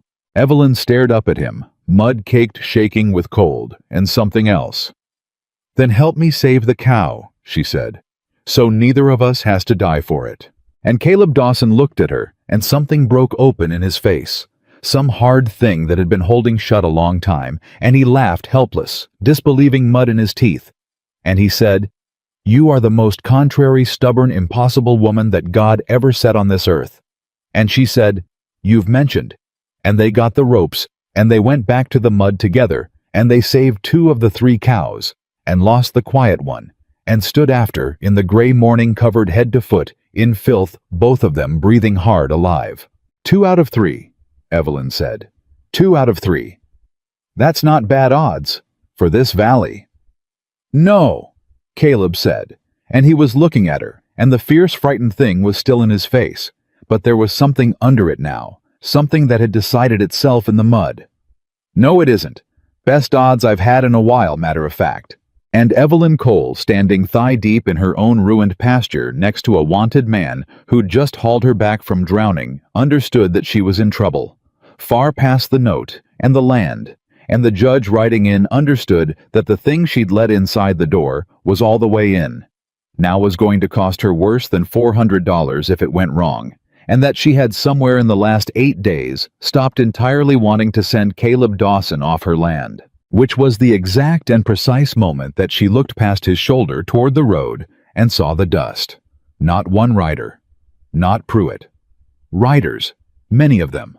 A whole line of them coming up the valley road in the gray morning light, more men than Harlan Crane had ever sent before, and at the front of them, unmistakable, even at that distance, wide in the shoulder and easy in the saddle, rode the man himself.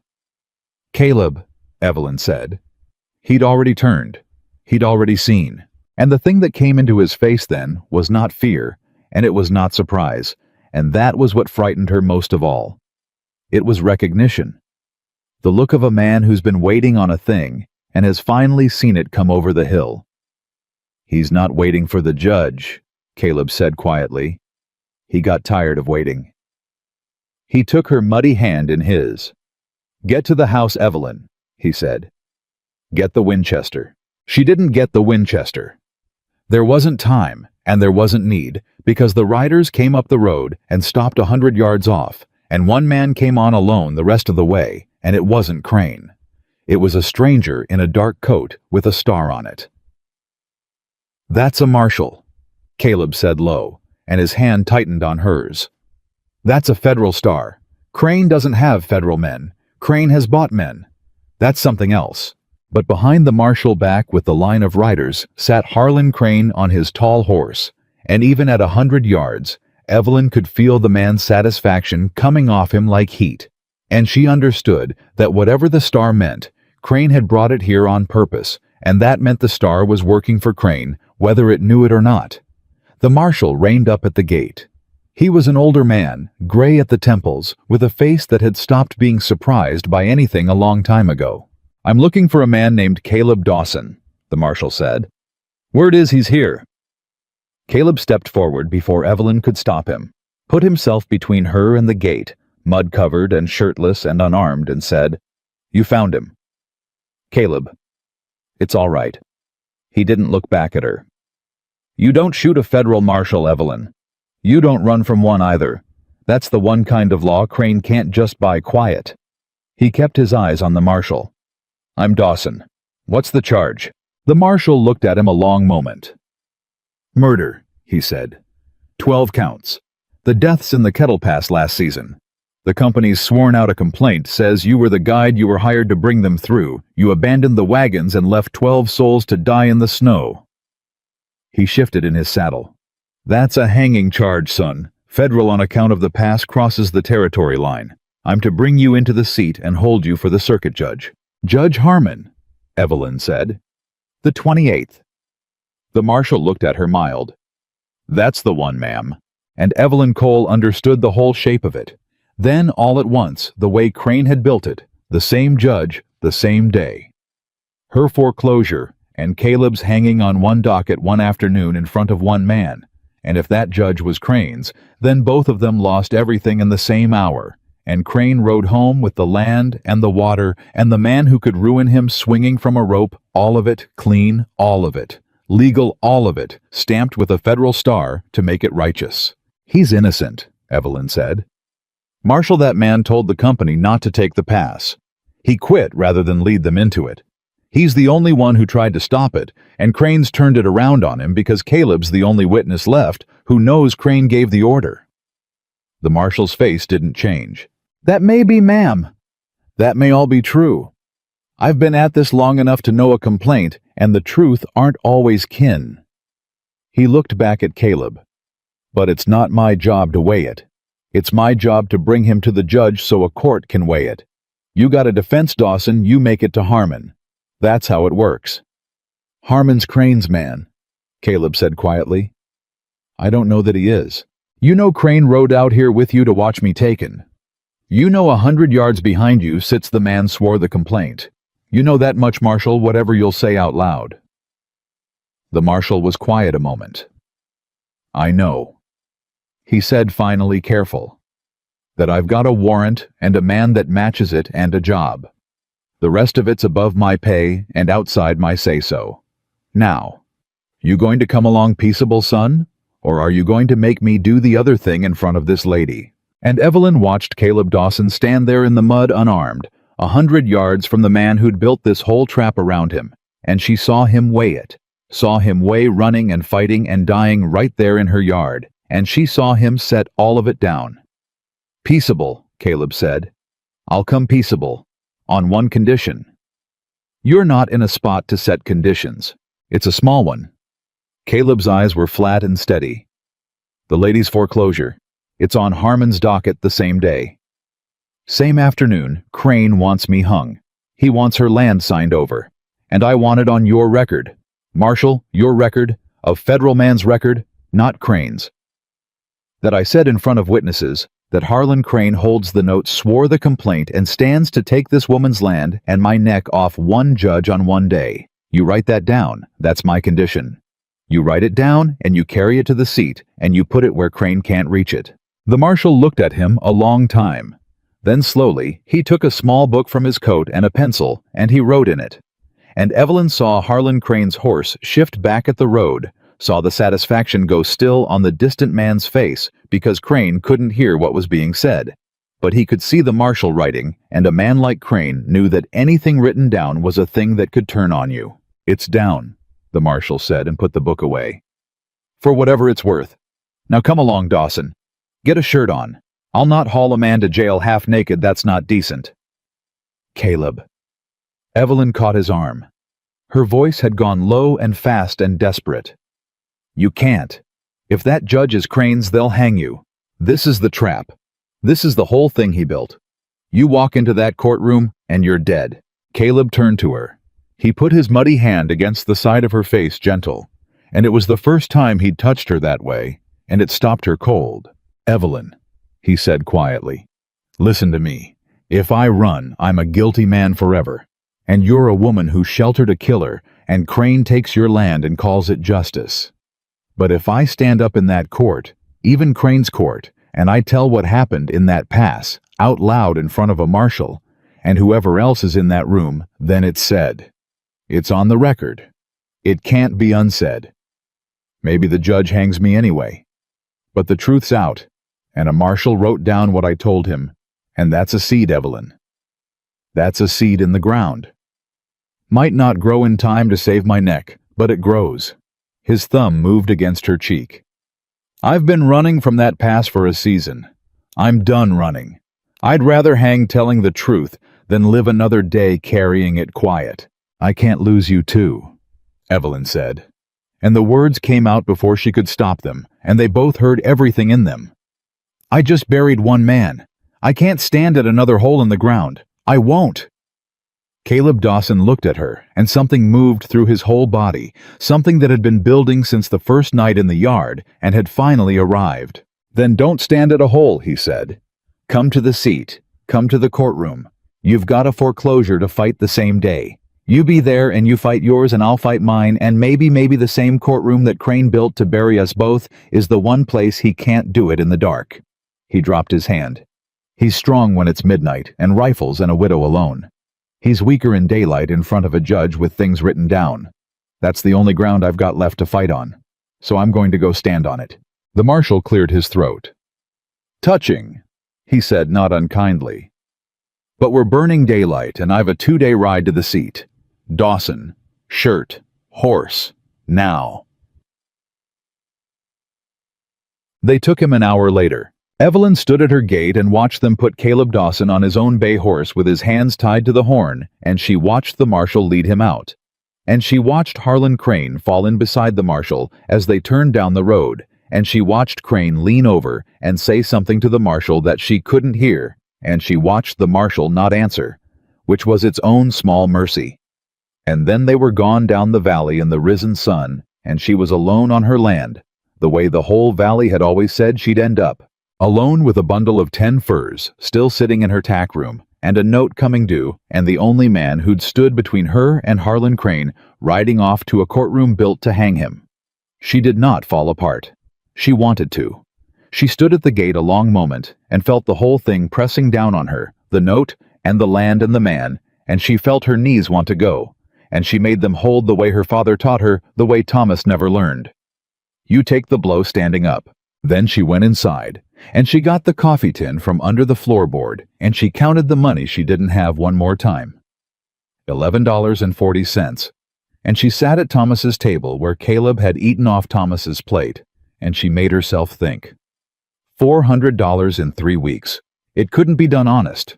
She'd said so herself, said it to Caleb's face. There's no honest $400 to be had on this place. But Caleb had done an impossible thing with a bluff. He'd bought 3 weeks with a list that didn't exist, and Evelyn Cole sat at her dead husband's table and thought if a lie could buy time, then maybe the truth could buy the rest. Maybe the same courtroom Crane built could be turned. Maybe the seed Caleb wanted to plant needed more than one man's word in the ground to grow. Maybe it needed witnesses. She thought about the 9 wagons that came down off the pass. 9 wagons of people who lived, who saw, who knew that a man named Dawson had told the company not to go and quit rather than lead them, and who knew because people always knew, in those close terrible hours, that the order to go anyway had come from somewhere higher than a guide. 9 wagons of people scattered west by now, but scattered from a known place. from the company's own North Town, from the company's own records. And Evelyn Cole stood up from the table with her heart going hard because she'd found it not $400, but something maybe worth more. A thing Crane hadn't counted on a widow being able to do, because widows in this valley didn't do things. They lost their land quiet and moved to town and took in washing and disappeared. She was going to the North Town.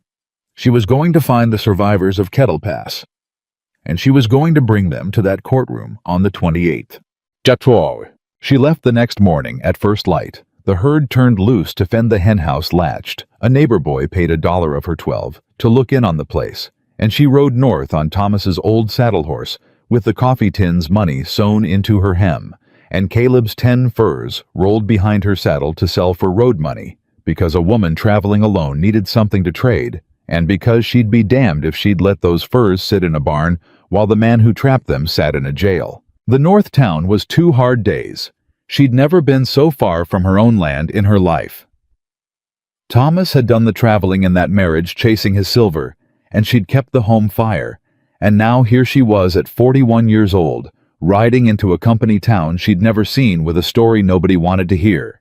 The company office was the biggest building on the street. She didn't go there. She wasn't a fool. She went to the places people talked: the boarding house, the mercantile, the church, and she asked her careful questions, and she got at first exactly what she expected, which was nothing. "Kettle Pass," the mercantile man said, and his face closed like a door. "Don't know anything about that. Bad business. Company doesn't like it talked about." "I don't care what the company likes." "You will," the man said, "if you plan to stay in this town, ma'am." She got the same door closing everywhere. The company owned the town the way Crane owned her valley. And the people had learned the same lesson her valley had learned, which was that you kept your head down and your mouth shut, and you did not speak the names the company didn't want spoken. She was near out of money and near out of hope on the 3rd day when an old woman found her. The old woman came to her at the boarding house at night, quiet the way people came when they were afraid to be seen coming. "You're the one asking about the pass," the old woman said. "I am." "Why?" Evelyn looked at her a long moment and decided that the truth had gotten Caleb further than caution ever had, and said, "Because they're going to hang the guide for it, Caleb Dawson. And he's the one man who tried to stop it. And I mean to prove it before a judge on the 28th or die trying, and I need people who came down off that pass alive and are willing to say what they saw." The old woman was quiet a long time.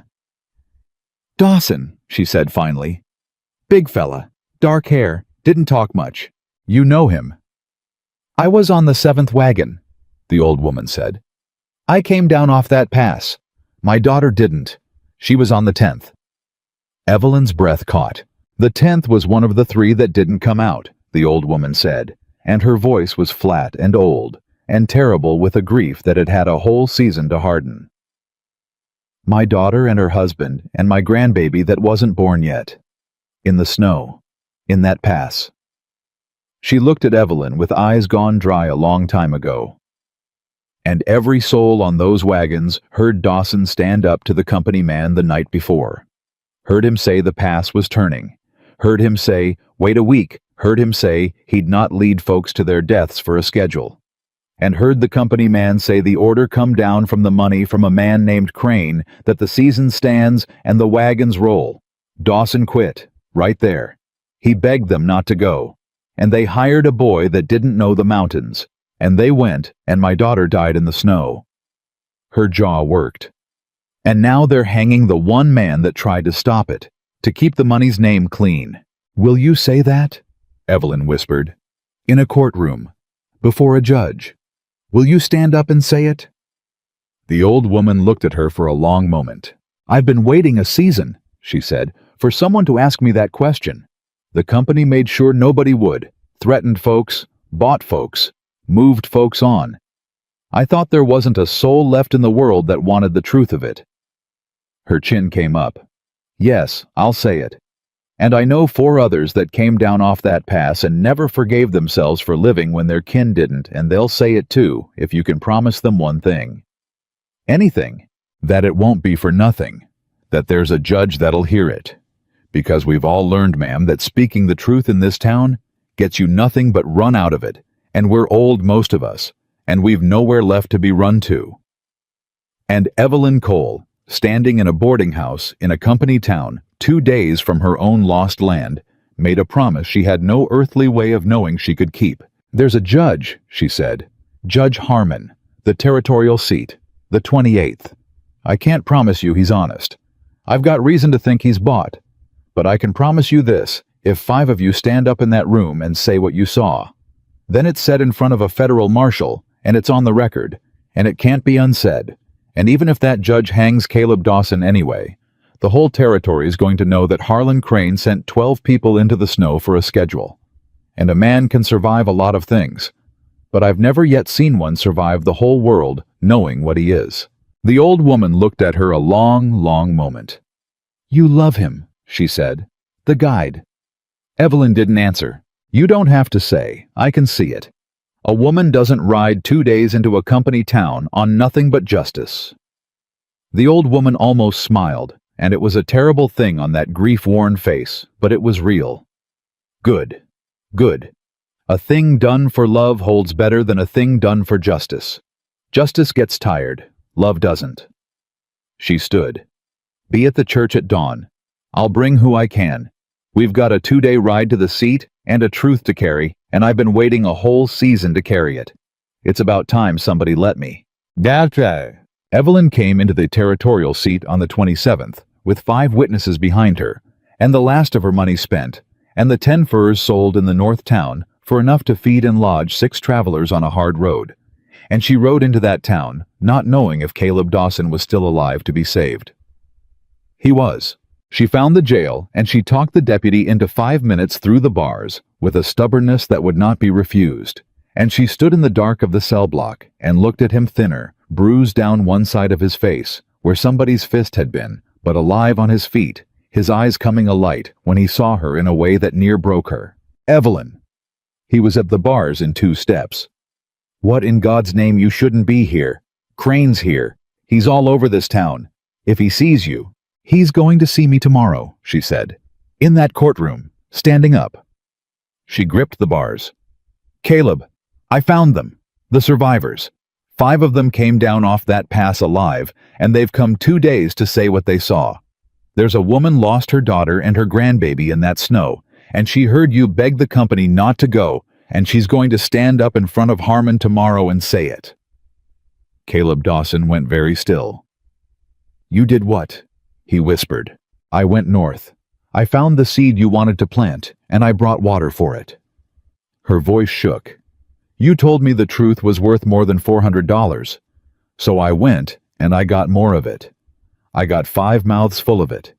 And tomorrow, when Crane stands up to hang you for those deaths, 5 people who watched their families die are going to stand up and tell that judge and that marshal and the whole territory that you're the one man who tried to stop it." Caleb put his forehead against the bars. His hands gripping the iron had gone white at the knuckles. "Evelyn," he said, and his voice was wrecked. "You rode 2 days into Crane's own town, alone, chasing a thing I didn't dare hope for. You sold my furs, and you spent your last dollar, and you—" He stopped. He couldn't go on for a moment. "Nobody ever. In my whole life, nobody ever came back for me. Nobody ever rode 2 days to—" He stopped again. "Why? Why would you do that? You could have stayed home. You could have fought your foreclosure and let me hang, and nobody'd have faulted you one bit. Why'd you come?" Evelyn Cole looked at the man behind the bars. "Because you asked me for one night," she said. "And you paid 10 furs for it, and then you spent that night and every night after standing between me and the worst man in this territory. Because you offered to hang so I could keep my land. Because you bluffed a rich man to his agent's face for me.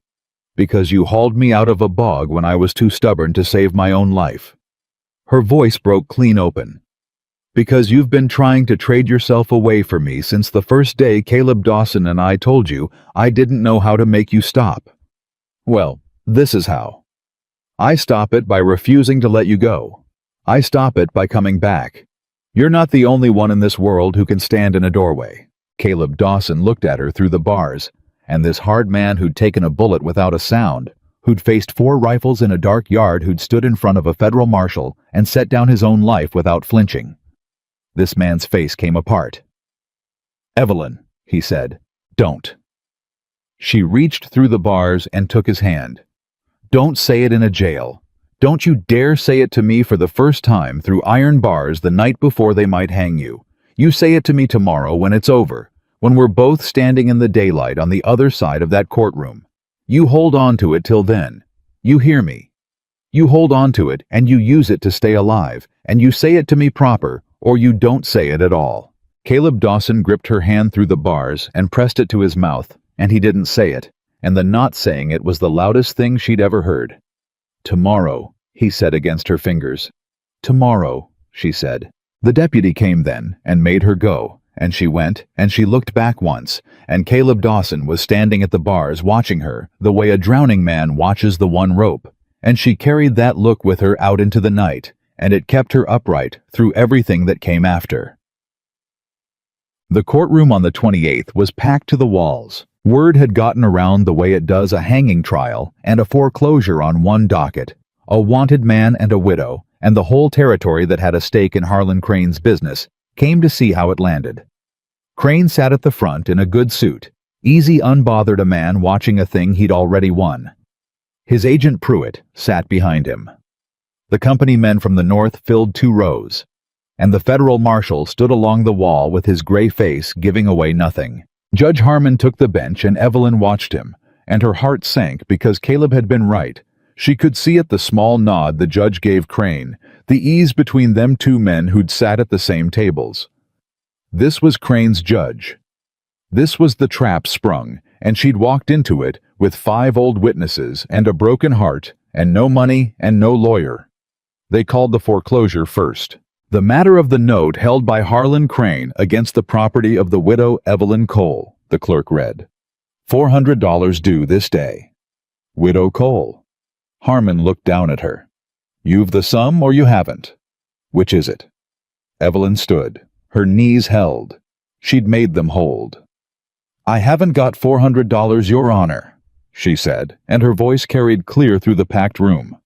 "But I've got something I reckon this court ought to hear before it signs my land to that man. This is a foreclosure, ma'am, not a... It's connected." She kept her feet. "The same man foreclosing on me swore the complaint against the prisoner you're set to try this afternoon. Harlan Crane. He holds my note, and he swore Caleb Dawson's warrant, and he means to take my land and hang that man in the same room on the same day. And I say the 2 matters are one matter, Your Honor, and I've brought 5 witnesses who'll show you how." The room stirred. Crane's ease flickered just for a second. "Your Honor," Crane said, rising smooth, "this is a grieving widow overwrought. The foreclosure's a simple matter of law. The criminal trial's separate entire. I'd ask the court not to indulge—" "He's afraid," Evelyn said loud into the room, and she turned and looked straight at Harlan Crane for the first time in the daylight in front of the whole territory. "Look at him. 11 days after I buried my husband, he sent his man to take my land. He's ridden out to my place at midnight with rifles. He's tried to buy me, scare me, foreclose me, and now he wants it done quiet and legal in one afternoon. And the one thing Harlan Crane cannot stand is for this to happen slow in daylight in front of witnesses. Because a man like Crane does his worst work in the dark. So I brought the daylight, Your Honor. I brought 5 people who came down off Kettle Pass alive, and I'd like this court to hear them before it decides what kind of man it's doing business with." "Your Honor," Crane started, but the federal marshal spoke from the wall in his flat gray voice, and it cut through the room like a blade. "Judge Harmon." The marshal pushed off the wall. "I'll say a thing for the record, since the record's been on my mind. When I took the prisoner, he asked me to write down, and I did that. Harlan Crane holds this woman's note, swore the prisoner's complaint, and stands to gain the land and the hanging, both off one docket one day. I wrote it because it struck me as the kind of thing that ought to be written. And now this woman's ridden in with 5 witnesses to the very deaths the prisoner's charged with." He looked at the judge level. "I've no dog in it, Harmon, But I've been a federal officer 22 years, and I'll tell you plain, if you sign this land over and hang this man without hearing what those 5 people came 2 days to say, and it comes out later that they'd have cleared him, that's not going to sit on Crane. That's going to sit on the bench. On you. And I'll have written down that you were told." He paused. "The record's a patient thing, Your Honor. It waits. You taught me that yourself years back when you were a different kind of judge." The courtroom had gone dead silent, and Evelyn watched Judge Harmon's face, watched something move across it, watched a bought man remember for one moment the thing he'd been before. The money watched the Federal Star's plane, words land on a place Crane's money hadn't quite reached, and she understood that Caleb had been right about one more thing. Crane was strong in the dark, but this was daylight, and the room was full, and a federal marshal had just said out loud that the record was watching, and Harlan Crane had built a trap that only worked if nobody looked at it straight. Everybody was looking at it straight now. "Bring in the prisoner," Judge Harmon said. Crane came half out of his chair. "Your Honor, the foreclosure." "The foreclosure will wait, Mr. Crane." Harmon's voice had changed. There was something in it that hadn't been there a minute before. "Sit down. I find I want to hear these witnesses before I sign anything with your name on it. Bring in Dawson, and somebody swear these 5 people in." They brought Caleb Dawson into the courtroom in chains, and his eyes found Evelyn's across the packed room, and she saw the question in them. She brought them. "They're here." And she gave him one small nod, and she watched the thing that came into his face, then watched a season of running and grief and hopelessness lift off a man, all at once, watched Caleb Dawson understand that he was not going to have to stand alone in that room and die telling the truth. He was going to stand in a room full of it. The old woman from the north town was sworn first. She climbed into the witness chair, small and gray and unbreakable, and she looked at Harlan Crane across the courtroom, and she looked at the judge, and she said in a voice that carried to the back wall and beyond it, "My name is Prudence Vane. I was on the 7th wagon at Kettle Pass. My daughter was on the 10th. She did not come down off that mountain, and her child was never born, and I have waited 1 whole season for a court to let me say what I saw the night before they died." She drew a breath. "I saw the guide Mr. Dawson there in his chains stand up in front of the whole camp and beg the company not to take the pass. I heard him say the weather was turning. I heard him say, wait a week. I heard him say he would not lead living souls to their deaths for a schedule. And I heard the company man say, the order came down from the money, from a man named Harlan Crane, sitting right there in his good suit, that the season stands and the wagons roll." Her voice did not shake. "Mr. Dawson quit rather than take us in. He begged us. And they hired a boy who didn't know the mountains, and we went, and my daughter died in the snow. And now that man—" She pointed one steady finger straight at Harlan Crane. "That man wants to hang the only one among you who tried to save her." The courtroom erupted. And Harlan Crane, for the first time since Evelyn Cole had ever laid eyes on him in the full light of a crowded courtroom with a federal marshal writing in his book, and 5 witnesses waiting their turn, and a judge who just remembered what he used to be, sat very still in his good suit and said nothing at all, because there was nothing for the first time in his life that his money could buy him in that room. Judge Harmon banged his gavel until the room went quiet, and then he let the quiet sit a moment, and then he said, "The witness will step down. Call the next." They came one after another. A man named Odell, who'd lost his brother on the 9th wagon. A young widow named Hetty, whose husband had gone into the pass and never come out, leaving her with 2 small children she'd carried down the far side alone. A gray teamster named Briggs, who'd driven the 2nd wagon and lived. And last a boy, not more than 17, now 16 then, who'd been the very boy the company hired to lead them when Caleb quit. That one Evelyn hadn't expected. The old woman had found him on the road to the seat half-starved and half-mad with a guilt that had eaten him hollow all season and had all but carried him into the courtroom, and when he took the chair, he could barely lift his eyes off the floor. "State your name," the clerk said. "Toby," the boy whispered. "Toby Renner." "Speak up, son." Harmon said, not unkind. "Toby Renner." The boy's hands were shaking.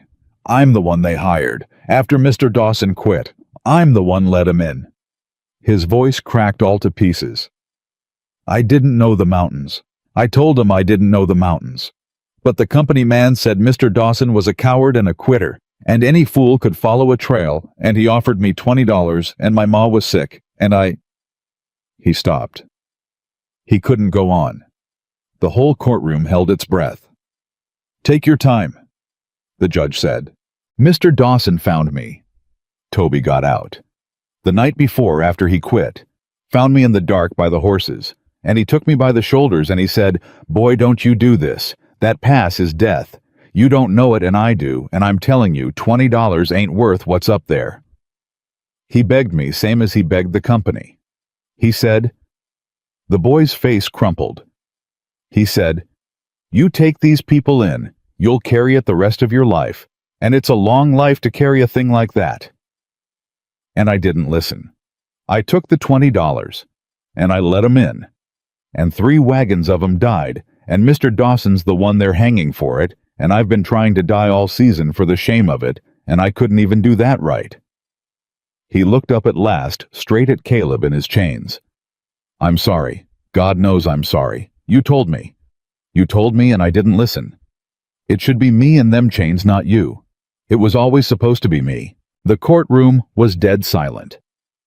And Caleb Dawson, from the prisoner's chair in his chains, with his life hanging in the balance, spoke for the first time since they'd brought him in. And what he said was not for himself. "Toby." His voice was rough and low, and it carried. "Look at me, son." The boy looked. "You were 16, Caleb said. You had a sick mother and $20 in front of you and a grown man telling you it'd be fine. The blame for that past don't sit on a 16-year-old boy who got lied to. You hear me?" His chains rattled as he leaned forward. "I told you you'd carry it your whole life. I was wrong to tell you that. You were a boy. You were used. Same as those wagons were used.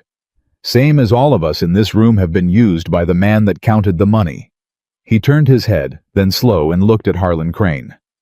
"There's exactly one man in this room the blame sits on, and he's wearing a good suit, and he ain't said a word." Every eye in the courtroom turned to Harlan Crane. And Crane.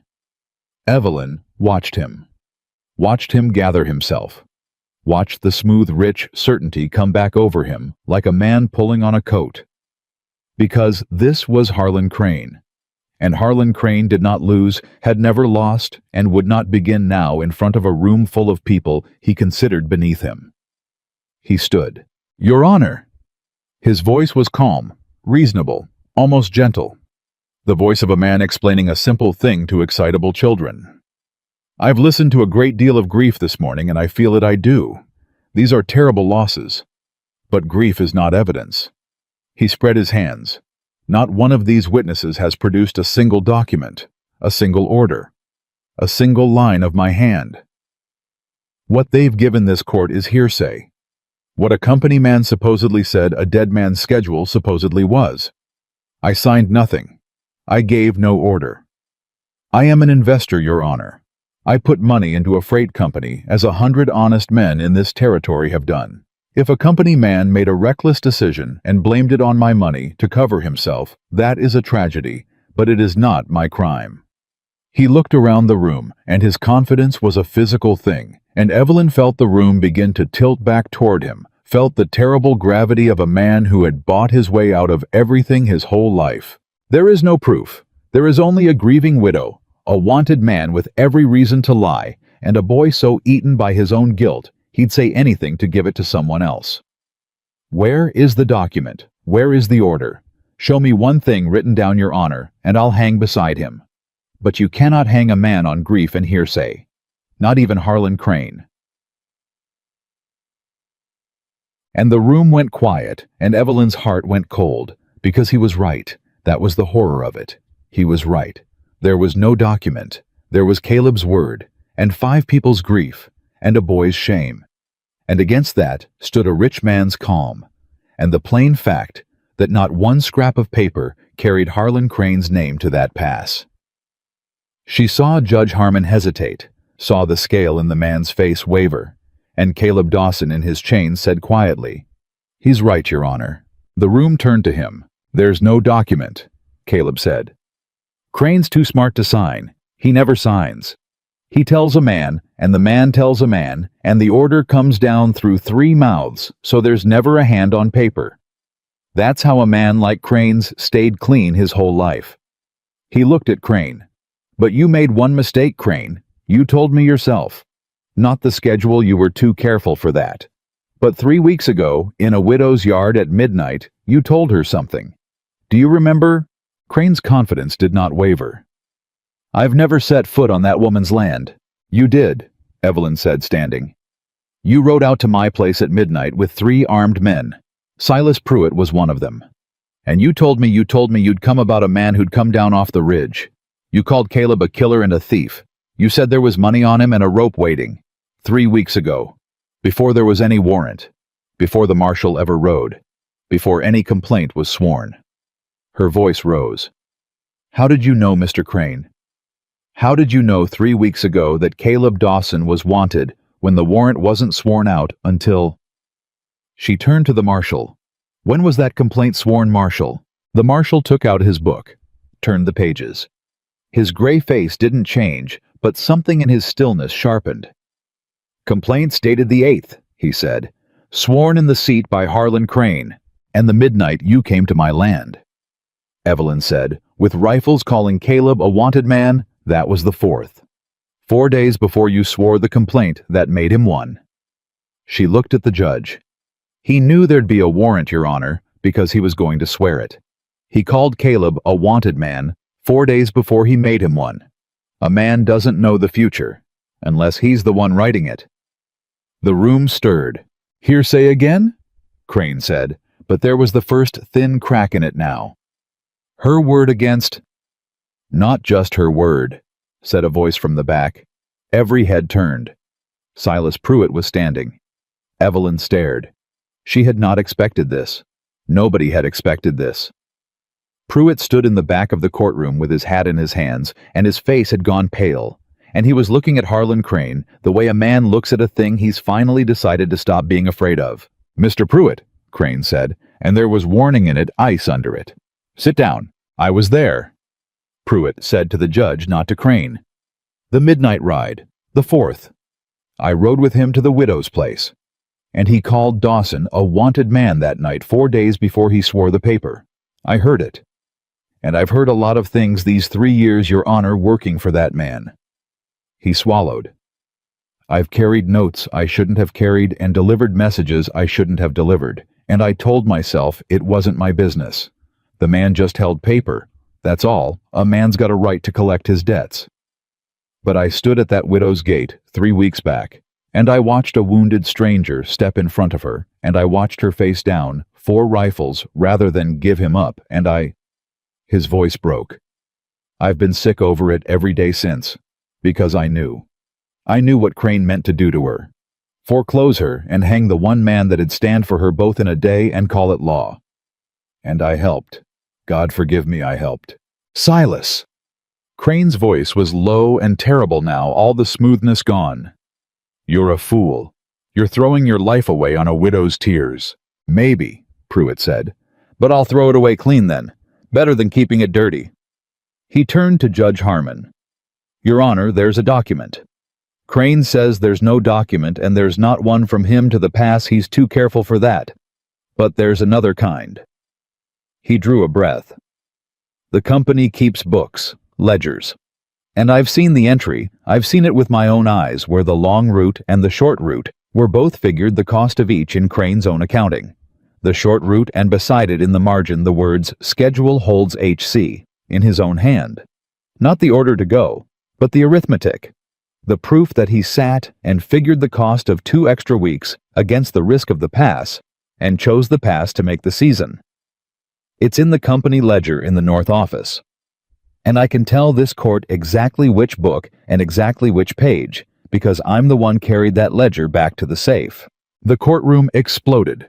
Harlan Crane came out of his chair, and his face. Evelyn watched. His face watched the mask come off it, entire.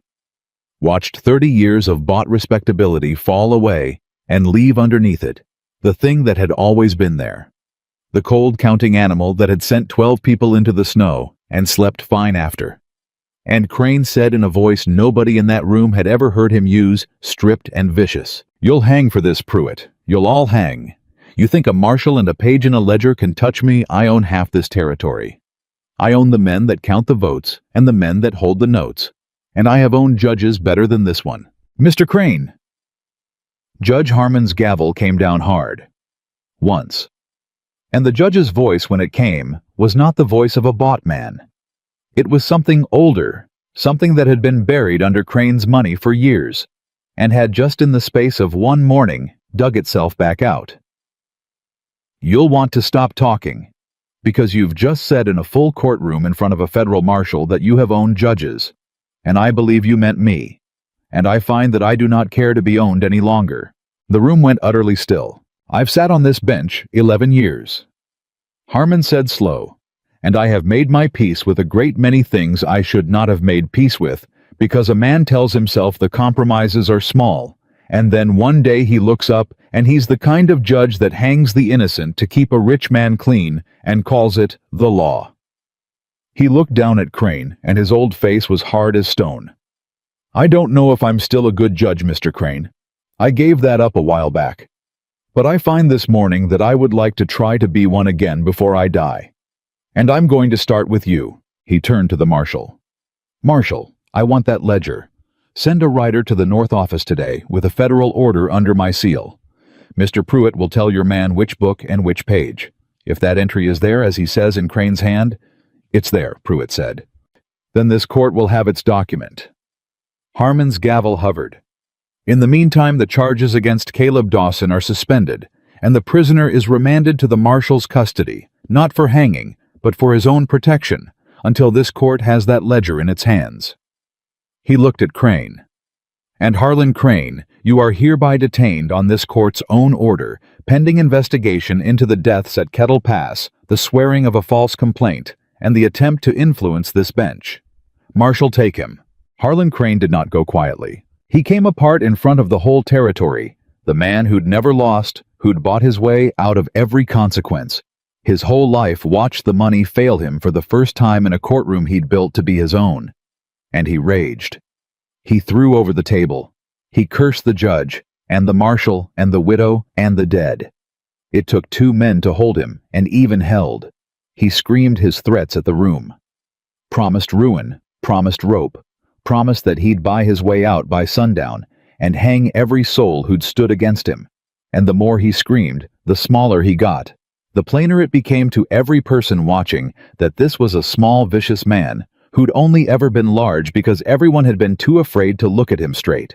Evelyn Cole looked at him straight. She stood in the courtroom and watched them drag Harlan Crane out, and he saw her watching, and their eyes met across the room, and she did not look away, and she did not gloat, and she did not weep.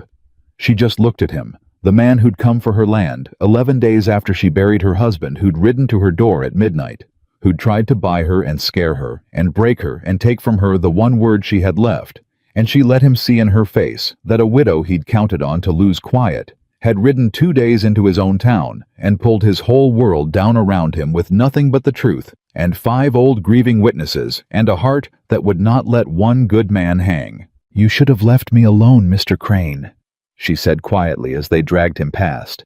"I'd have made it. I told you that first day. You don't get me today. You never did get me, and now you never will." And then he was gone out the courtroom door and into the marshal's hands, and the door swung shut behind him, and it was over. The days after moved fast. The writer came back from the north with the ledger, and the entry was there exactly as Pruitt had sworn. The 2 routes figured the cost weighed, and in the margin in Harlan Crane's own hand, the words that hanged him schedule holds, and his initials. It was enough. Combined with 5 witnesses, and Pruitt's testimony, and the false complaint sworn 4 days after Crane had already called Caleb a wanted man, it was more than enough. Crane's money, it turned out, had bought him a great many friends, and not one of them would spend a nickel to stand beside him once the ledger was read aloud, because that was the nature of the men Crane had bought. They were bought, and a bought man runs the moment the buyer can no longer pay.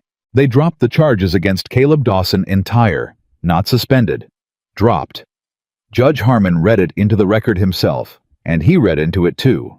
A finding that Caleb had done everything a man could do to prevent the deaths at Kettle Pass, had begged the company and quit his post and gone back up into the snow to dig for the dead, and that the territory owed him not a rope, but a debt. And then Harmon turned to the last matter on his docket. The matter of the note held against the widow Evelyn Cole, he said. And he looked at her over the bench, and there was something almost gentle in the old, hard face now.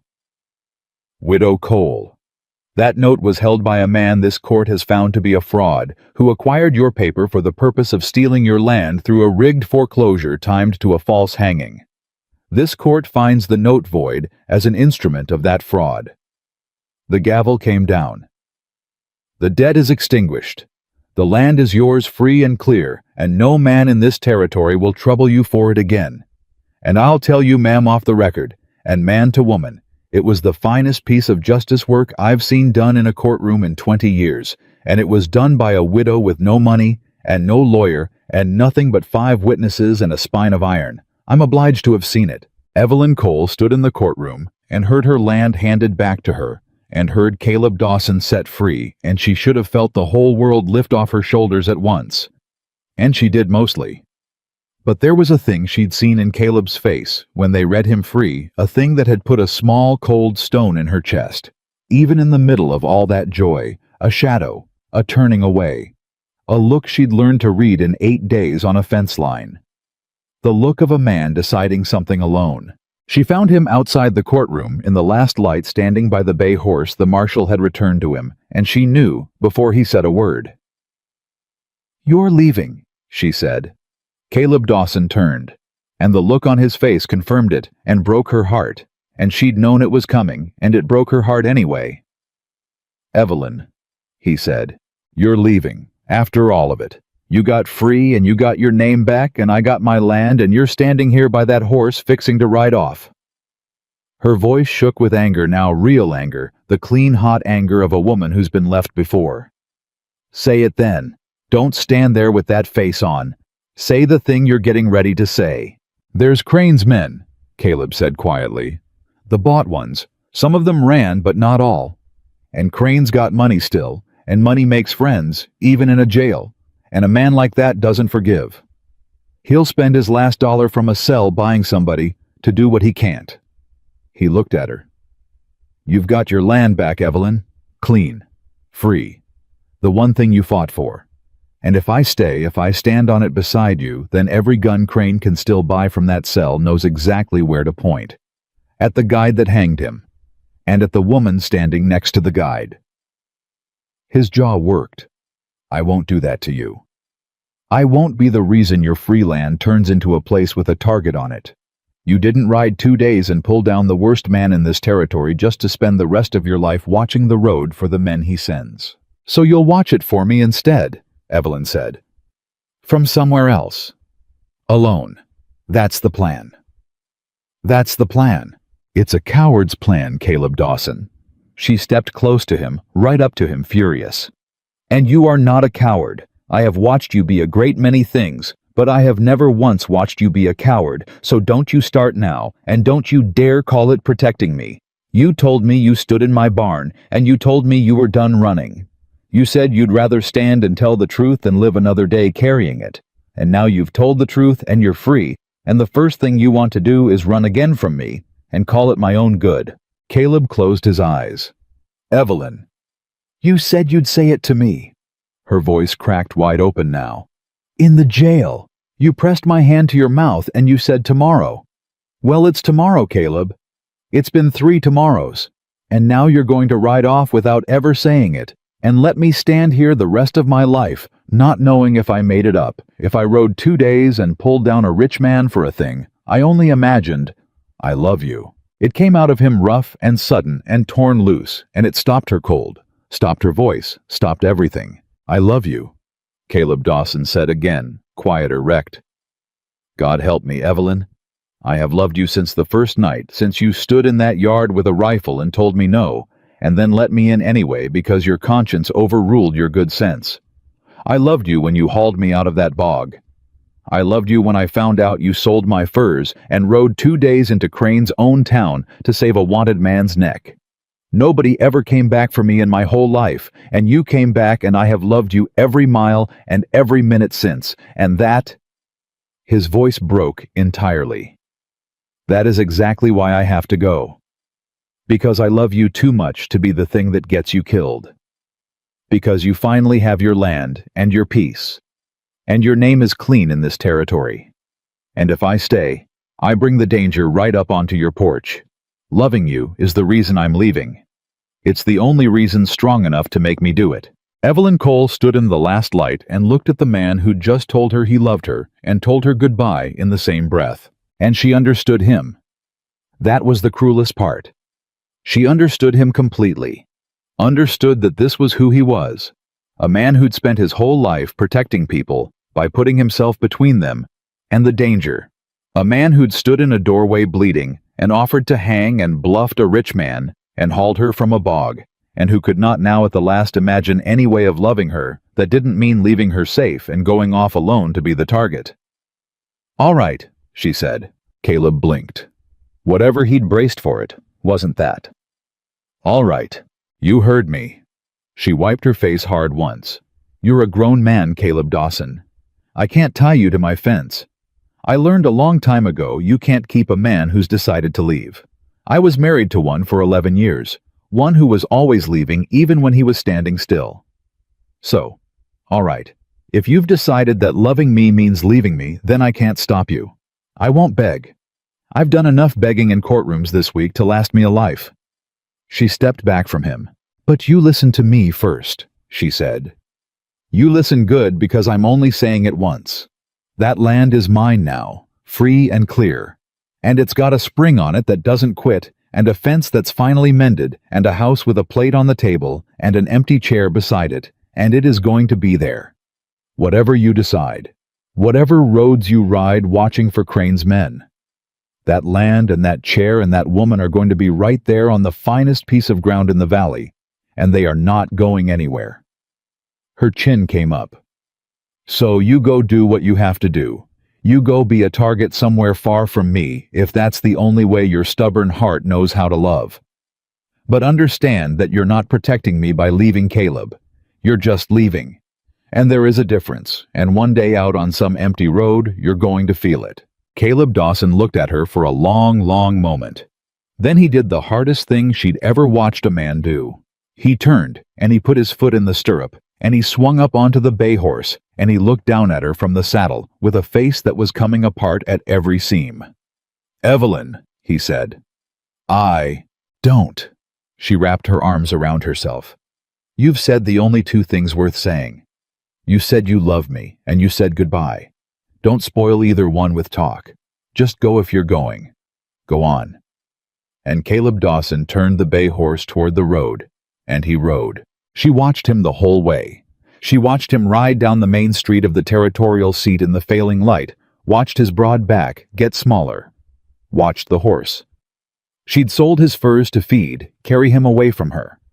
And she did not call out again because she'd meant what she said. She was done begging.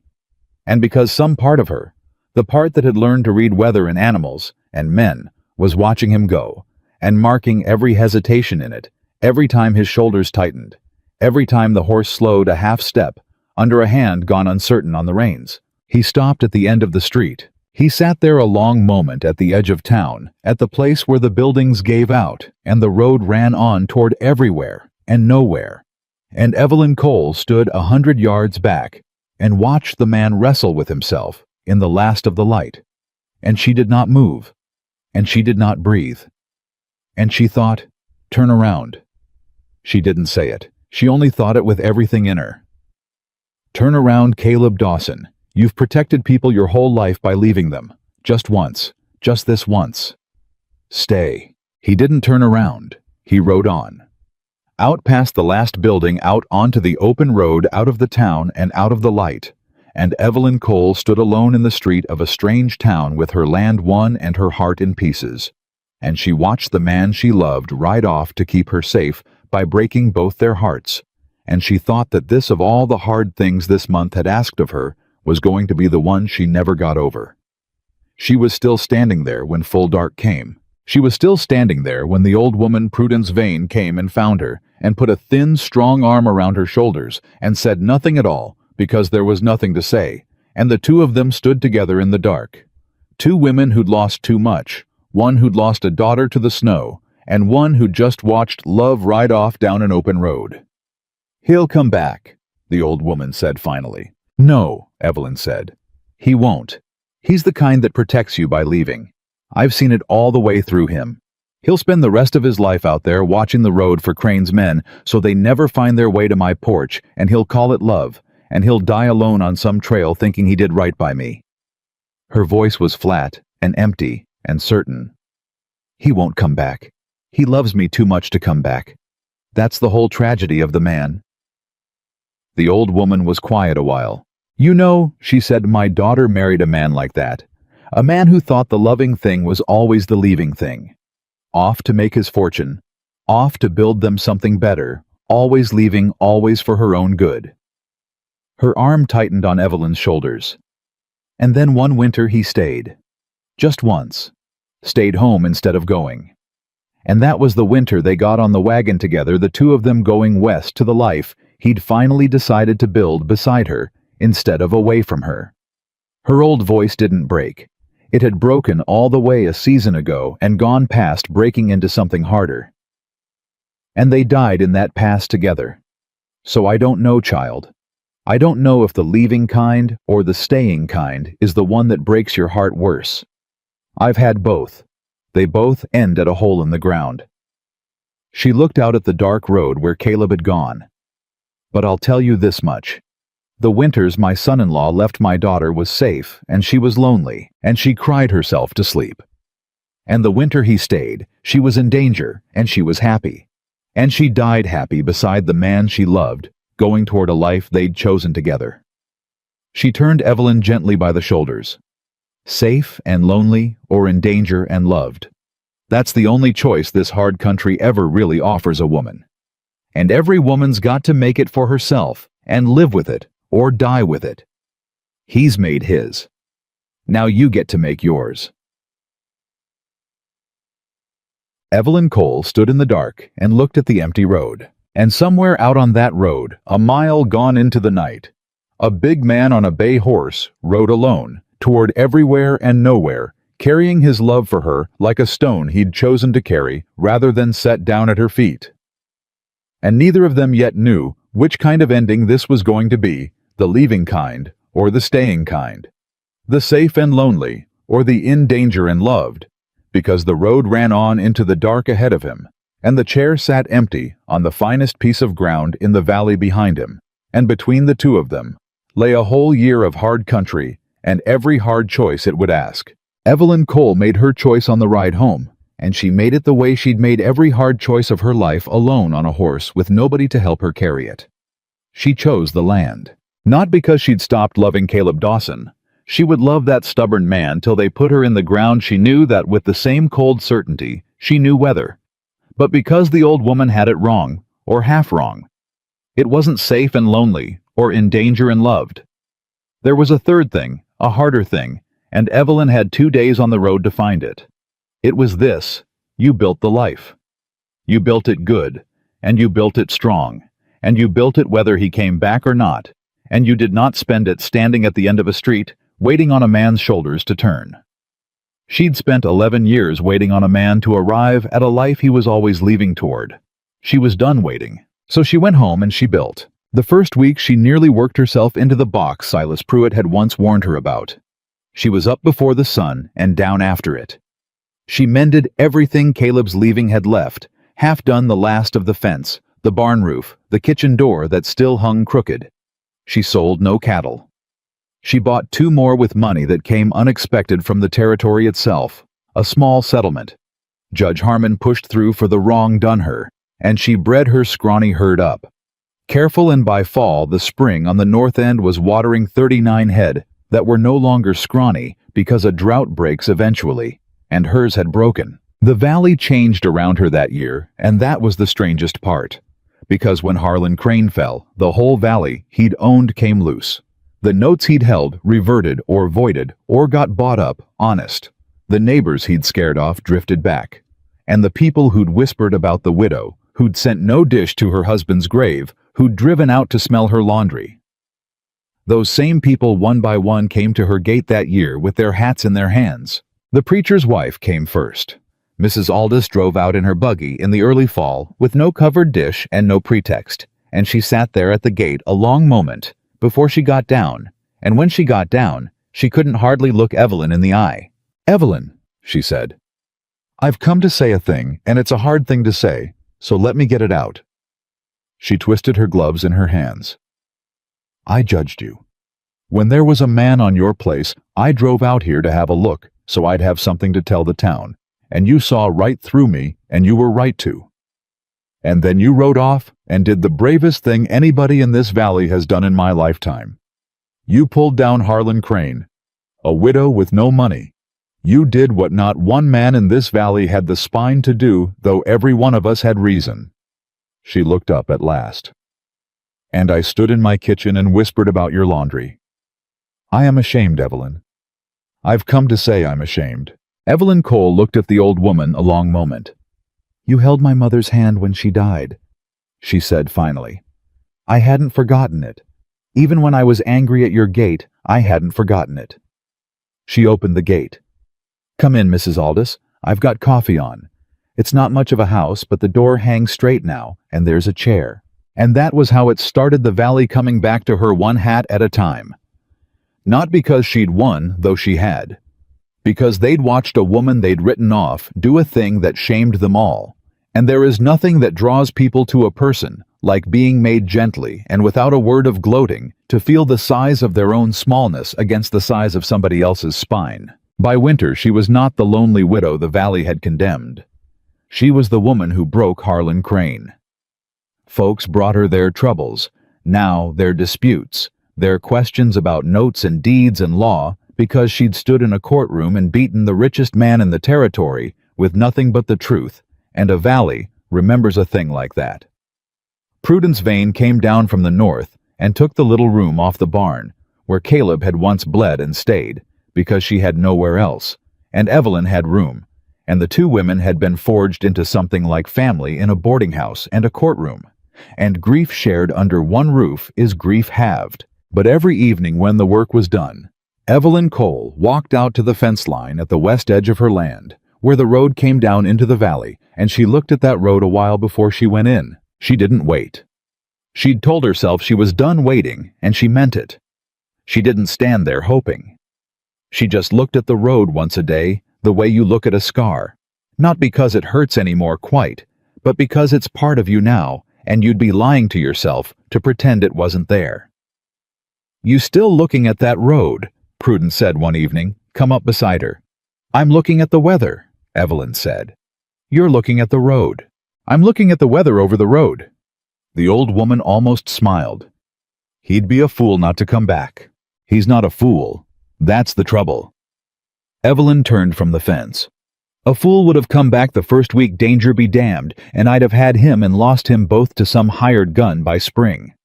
Caleb's not a fool. He's worse. He's a man with principles, and a man with principles will break his own heart and yours too, and call it the right thing, and be at peace with it, because principles keep a man warmer at night than a woman does. I know. I married a man with a dream once, and a dream and a principle are cousins. Both of them love you fine, right up until they take you away from me." Prudence Vane was quiet a moment. "News came up from the seat," she said. "You'll want to hear it. Crane's trial's set for spring, but they've moved him, took him out of the territory down to the federal seat on account of nobody trusted a local jail to hold a man that used to own the locals. He's out of reach now, guarded federal. His money can't touch federal men the way it touched ours." She looked at Evelyn. "And they say the men he still had, the bought ones, the ones that stayed loyal for pay, they scattered when the pay stopped coming. A jailed man with a frozen purse doesn't keep an army child. They're gone, drifted off to the next paymaster. There's no danger left on that road for a man to protect you from. There hasn't been for months." Evelyn Cole stood very still. "When?" she said. "When did the men scatter?" "Word is by the first snow, months back." And Evelyn understood, standing at her own fence in the failing light, that the whole reason Caleb had ridden off the danger. The target crane's guns pointed at her porch had melted away with the first snow months ago, and either he didn't know it off wherever he'd gone, or he did know it, and he was still not coming, and she could not decide which of those was worse, and she went inside that night and did not eat her supper. Winter was long. She built through it. That was the answer she'd found on the road home, and it was the only answer that held when the missing got bad. When the empty chair got too loud, she built. She birthed calves in the cold with her own hands. She dug the spring out wider so it'd never fail. She taught the neighbor boy who'd looked after the place to read, because his mother couldn't, and he was quick, and the winter was long for a boy too. She became that hard, cold season, something she'd never once been in 11 years of marriage. She became the center of a thing, instead of the wife of a man who was always leaving the center. People came to her. People stayed. The land held them all. And she stopped somewhere in the deep of that winter walking out to look at the road. Not because she'd stopped loving him, because she'd finally understood that the looking was the last piece of waiting she'd been lying to herself about, and she was done, all the way done, and a person cannot build a life with one eye on a road.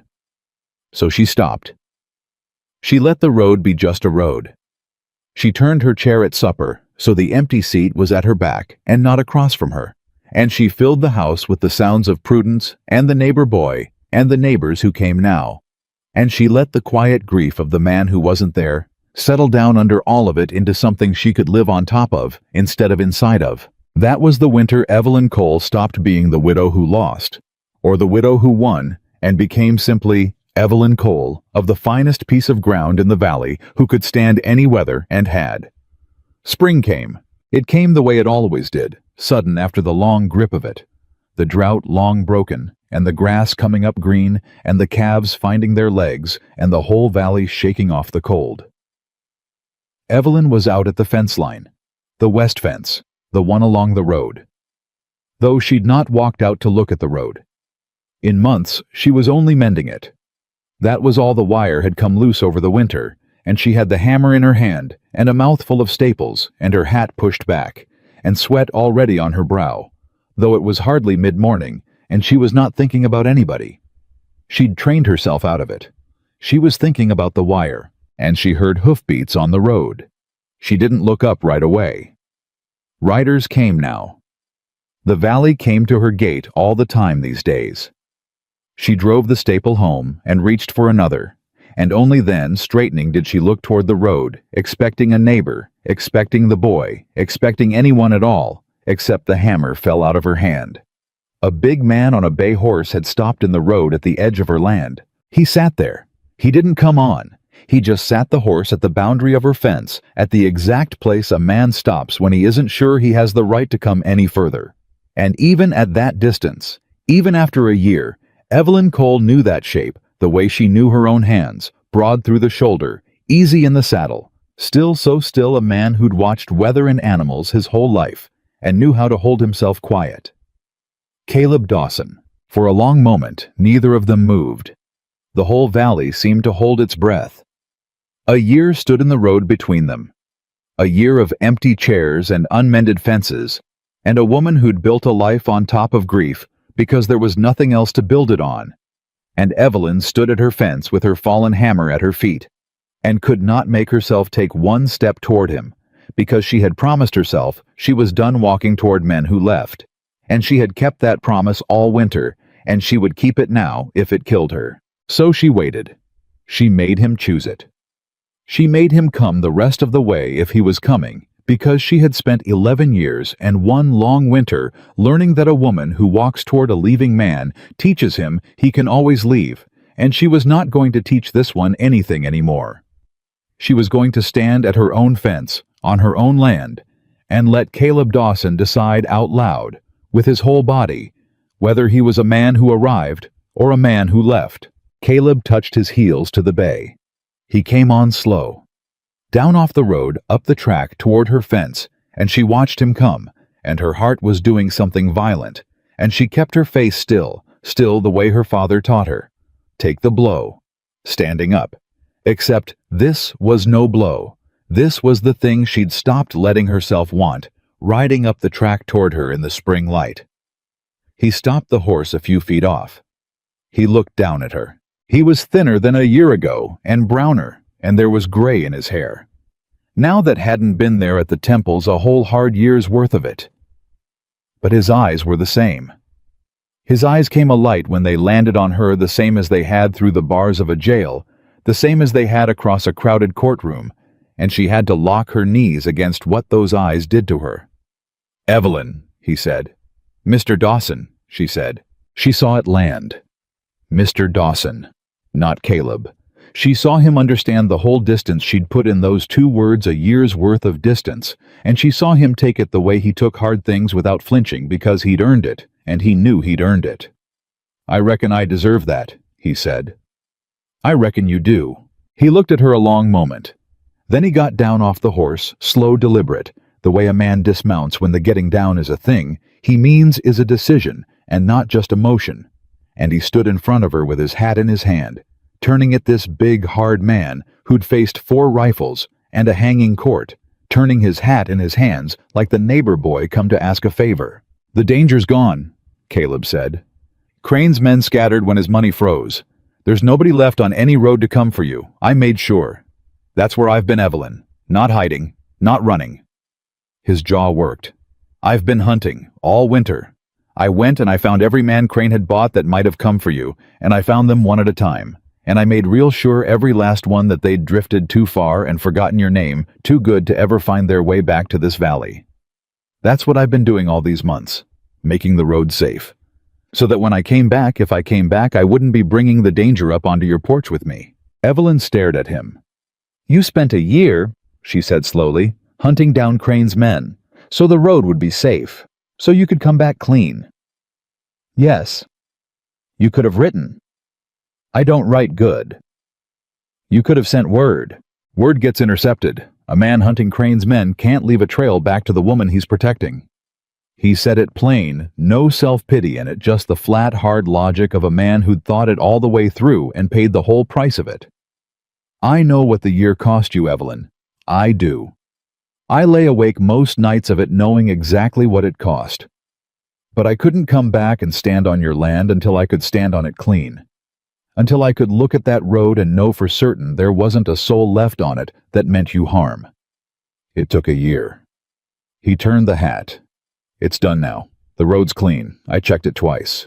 And Evelyn Cole stood there and understood him. Understood him completely, the way she always had. From the first night understood that he had done the most Caleb Dawson thing a man could possibly do. Had loved her by leaving, and then spent a whole brutal year making the leaving into a gift. Hunting down her danger, one man at a time, through the cold, so that he could come back to her, not empty-handed, but with the whole road swept clean behind him. It was insane. It was the most stubborn, principled, wrong-headed, magnificent thing she'd ever heard. And it was, she realized, exactly and only how this man knew how to love. "You great fool," she said, and her voice broke clean in half. "You beautiful, great, impossible fool. I told you. I told you at the end of that street. I told you that leaving wasn't protecting me, it was just leaving, and there was a difference, and one day out on some empty road you'd feel it." She was crying now, and she didn't care. "Did you feel it?" "Every day," Caleb said, and his own voice was gone rough. "Every single day, Evelyn. You were right. It wasn't protecting you. It was leaving you. And I felt the difference every mile. But I was already gone. And I was already hunting, and I told myself I couldn't come back until it was done. But the truth is, I could have come back any time, any day the men were scattered by the first snow. I could have turned around at Christmas." He looked at her, and his face came apart the way it had at the end of the street, the way it had through the jail bars. "The truth is, I was afraid. Not of Crane's men. Of you. Of standing right here, right where I'm standing, and having you look at me the way you're looking at me, and hearing you say Mr. Dawson, and knowing I'd earned it. The hunting was real. But I stretched it out. I stretched it out because I was a coward about the one thing I've ever been a coward about in my life, which is standing in front of the only woman I ever loved, and asking her to forgive me for leaving. The valley was silent. The spring wind moved the new grass. "So that's what I'm doing," Caleb Dawson said. He dropped down right there on one knee in the dirt of her track, the big man folding down into the dust in front of her fence. "That's what I rode a year and a whole winter's cowardice to do. I'm standing in front of you, kneeling in front of you, and I'm asking you to forgive a man who loved you so badly and so wrong that he left you alone a year to do it. I've got no ring. I spent the last of my money making sure of the third man on my list. I've got no land. You've got the land you always did. You won it. I've got nothing to offer you, Evelyn Cole, but a pair of hands that can mend a fence and a back that can do the work, and a heart that has been yours since the first night in the yard, and is done all the way done being anywhere in this world but wherever you are." His voice broke entirely. "I spent my whole life looking for a place to belong. I found it in 8 days on a busted-down widow's ranch, and then I threw it away for a year on a principle, and I have come back to ask if it's still here. If there's still a chair. If a fool can be forgiven, that's all. That's everything I've got." Evelyn Cole looked down at the man kneeling in the dirt of her land. "And a year of grief and building and turning her chair away from the empty seat. A year of not walking out to look at the road. A year of becoming the center of a thing, instead of the wife of a man who was always leaving it. All of it rose up in her at once, and she found to her own surprise that it did not rise up as anger. It rose up as certainty. Because she'd made her choice on the ride home a year ago, and she'd kept it all winter, and the choice had never been between having him and losing him. The choice had been about who she was going to be. And she'd become in that year a woman who did not need Caleb Dawson to arrive in order to have a life. She'd built the life. It was hers. It stood without him. And exactly that was the only ground on which she could ever have him. "Get up," she said. He looked up at her. "Get up off my land, Caleb Dawson. I'll not have a grown man kneeling in the dirt. It's undignified, and I've got enough talk about me in this valley without adding a man begging at my fence to it." Her voice shook, but her feet held, and her chin was up. "Get up and stand on your feet and hear me, because I'm only going to say this once too, same as you. I forgave you months ago. I forgave you the night you rode off standing in that street watching your shoulders not turn. Because I understood you, you stubborn man. I've understood you since the first night since you offered 10 furs and stood in a doorway and bled quiet. I know exactly what you are. You're a man who loves by leaving, because leaving's the only way you've ever known to keep the people you love safe. And I forgave that the way you forgive weather. It's just what you are. But here's the thing you have to hear, and you have to hear it before you take one step past that fence." She came right up to him, close the way she had at the end of the street, but there was no anger in it now, only iron. "I don't need you. Do you understand me? I built a life this year without you in it, and it's a good life, and it's a full one, and this valley that once left me to starve now comes to my gate with its hat in its hands, and I am the center of it, and it stands whether you're in it or not. I will never again be a woman who needs a man to arrive so her life can start.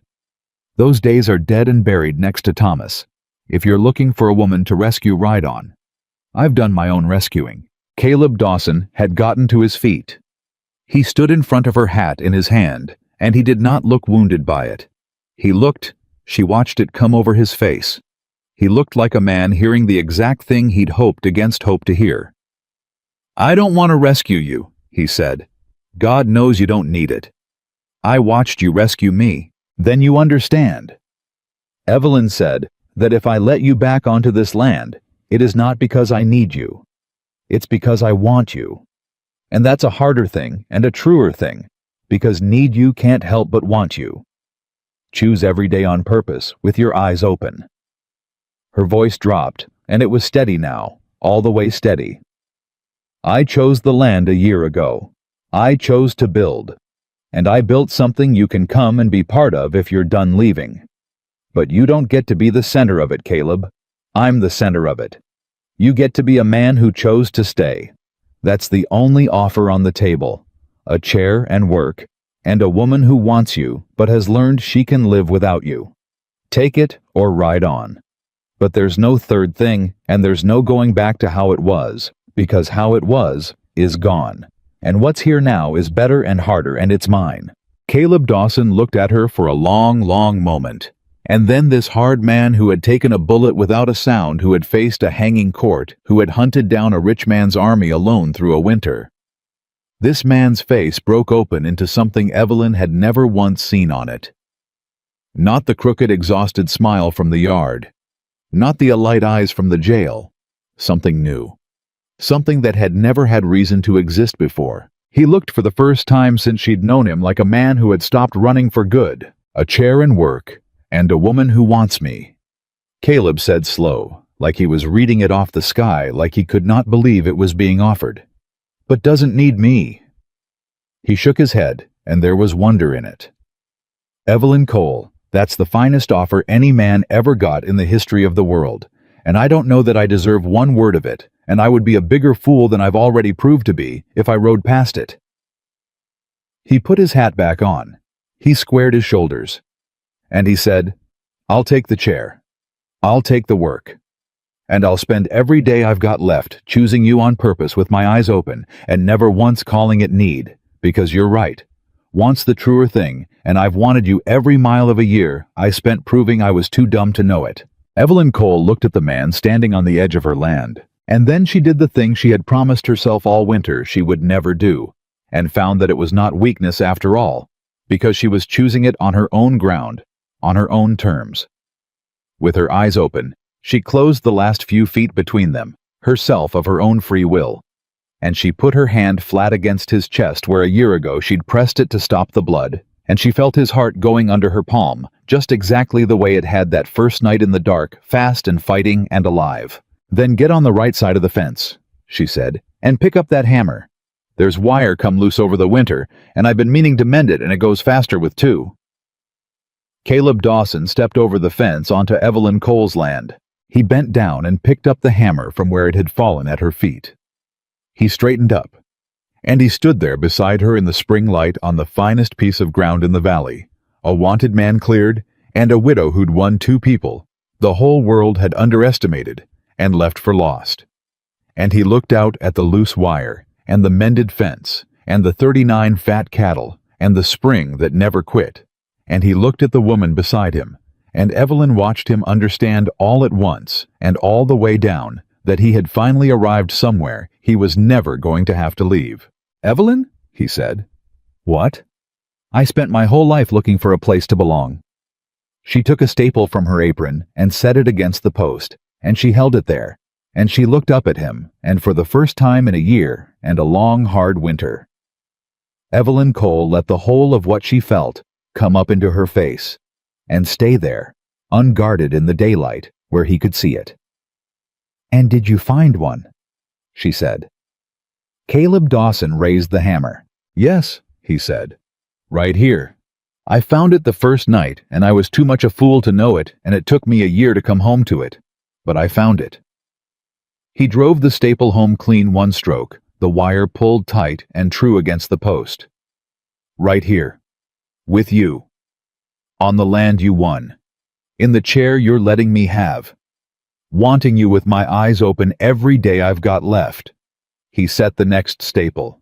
"And I'm not leaving it again. Not for danger, not for principle, not for your own good, not for anything. A man only gets one place that's his Evelyn. I'm done being fool enough to ride away from mine." And Evelyn Cole stood at her fence in the spring light beside the man who'd come home, and she reached up and tipped his hat back off his brow the way she'd wanted to since the first day, so she could see his whole face when he wasn't hiding any of it. And she said the last true thing there was to say. The thing that closed the whole long circle of it from a bleeding stranger in a yard to a cleared man mending fence on the land they'd fought for and won. "Then welcome home, Caleb Dawson," she said. "You took your sweet time. Now pick up the pace, we're burning daylight, and this fence isn't going to mend itself, and I've got a life here big enough for two if you've finally got the sense to stay and live it." He stayed. He stayed that spring and the summer after, and every season that followed, on the finest piece of ground in the valley beside the woman who'd wanted him, with her eyes open, and never once called it need, and the fence never did stop needing mending, and the spring never did quit, and the chair at the table was never empty again, and the two of them grew old together on the land she'd won, and he'd come home to, and there was never from that day to the last of their days one single hour that Caleb Dawson spent looking at the road. He'd already arrived.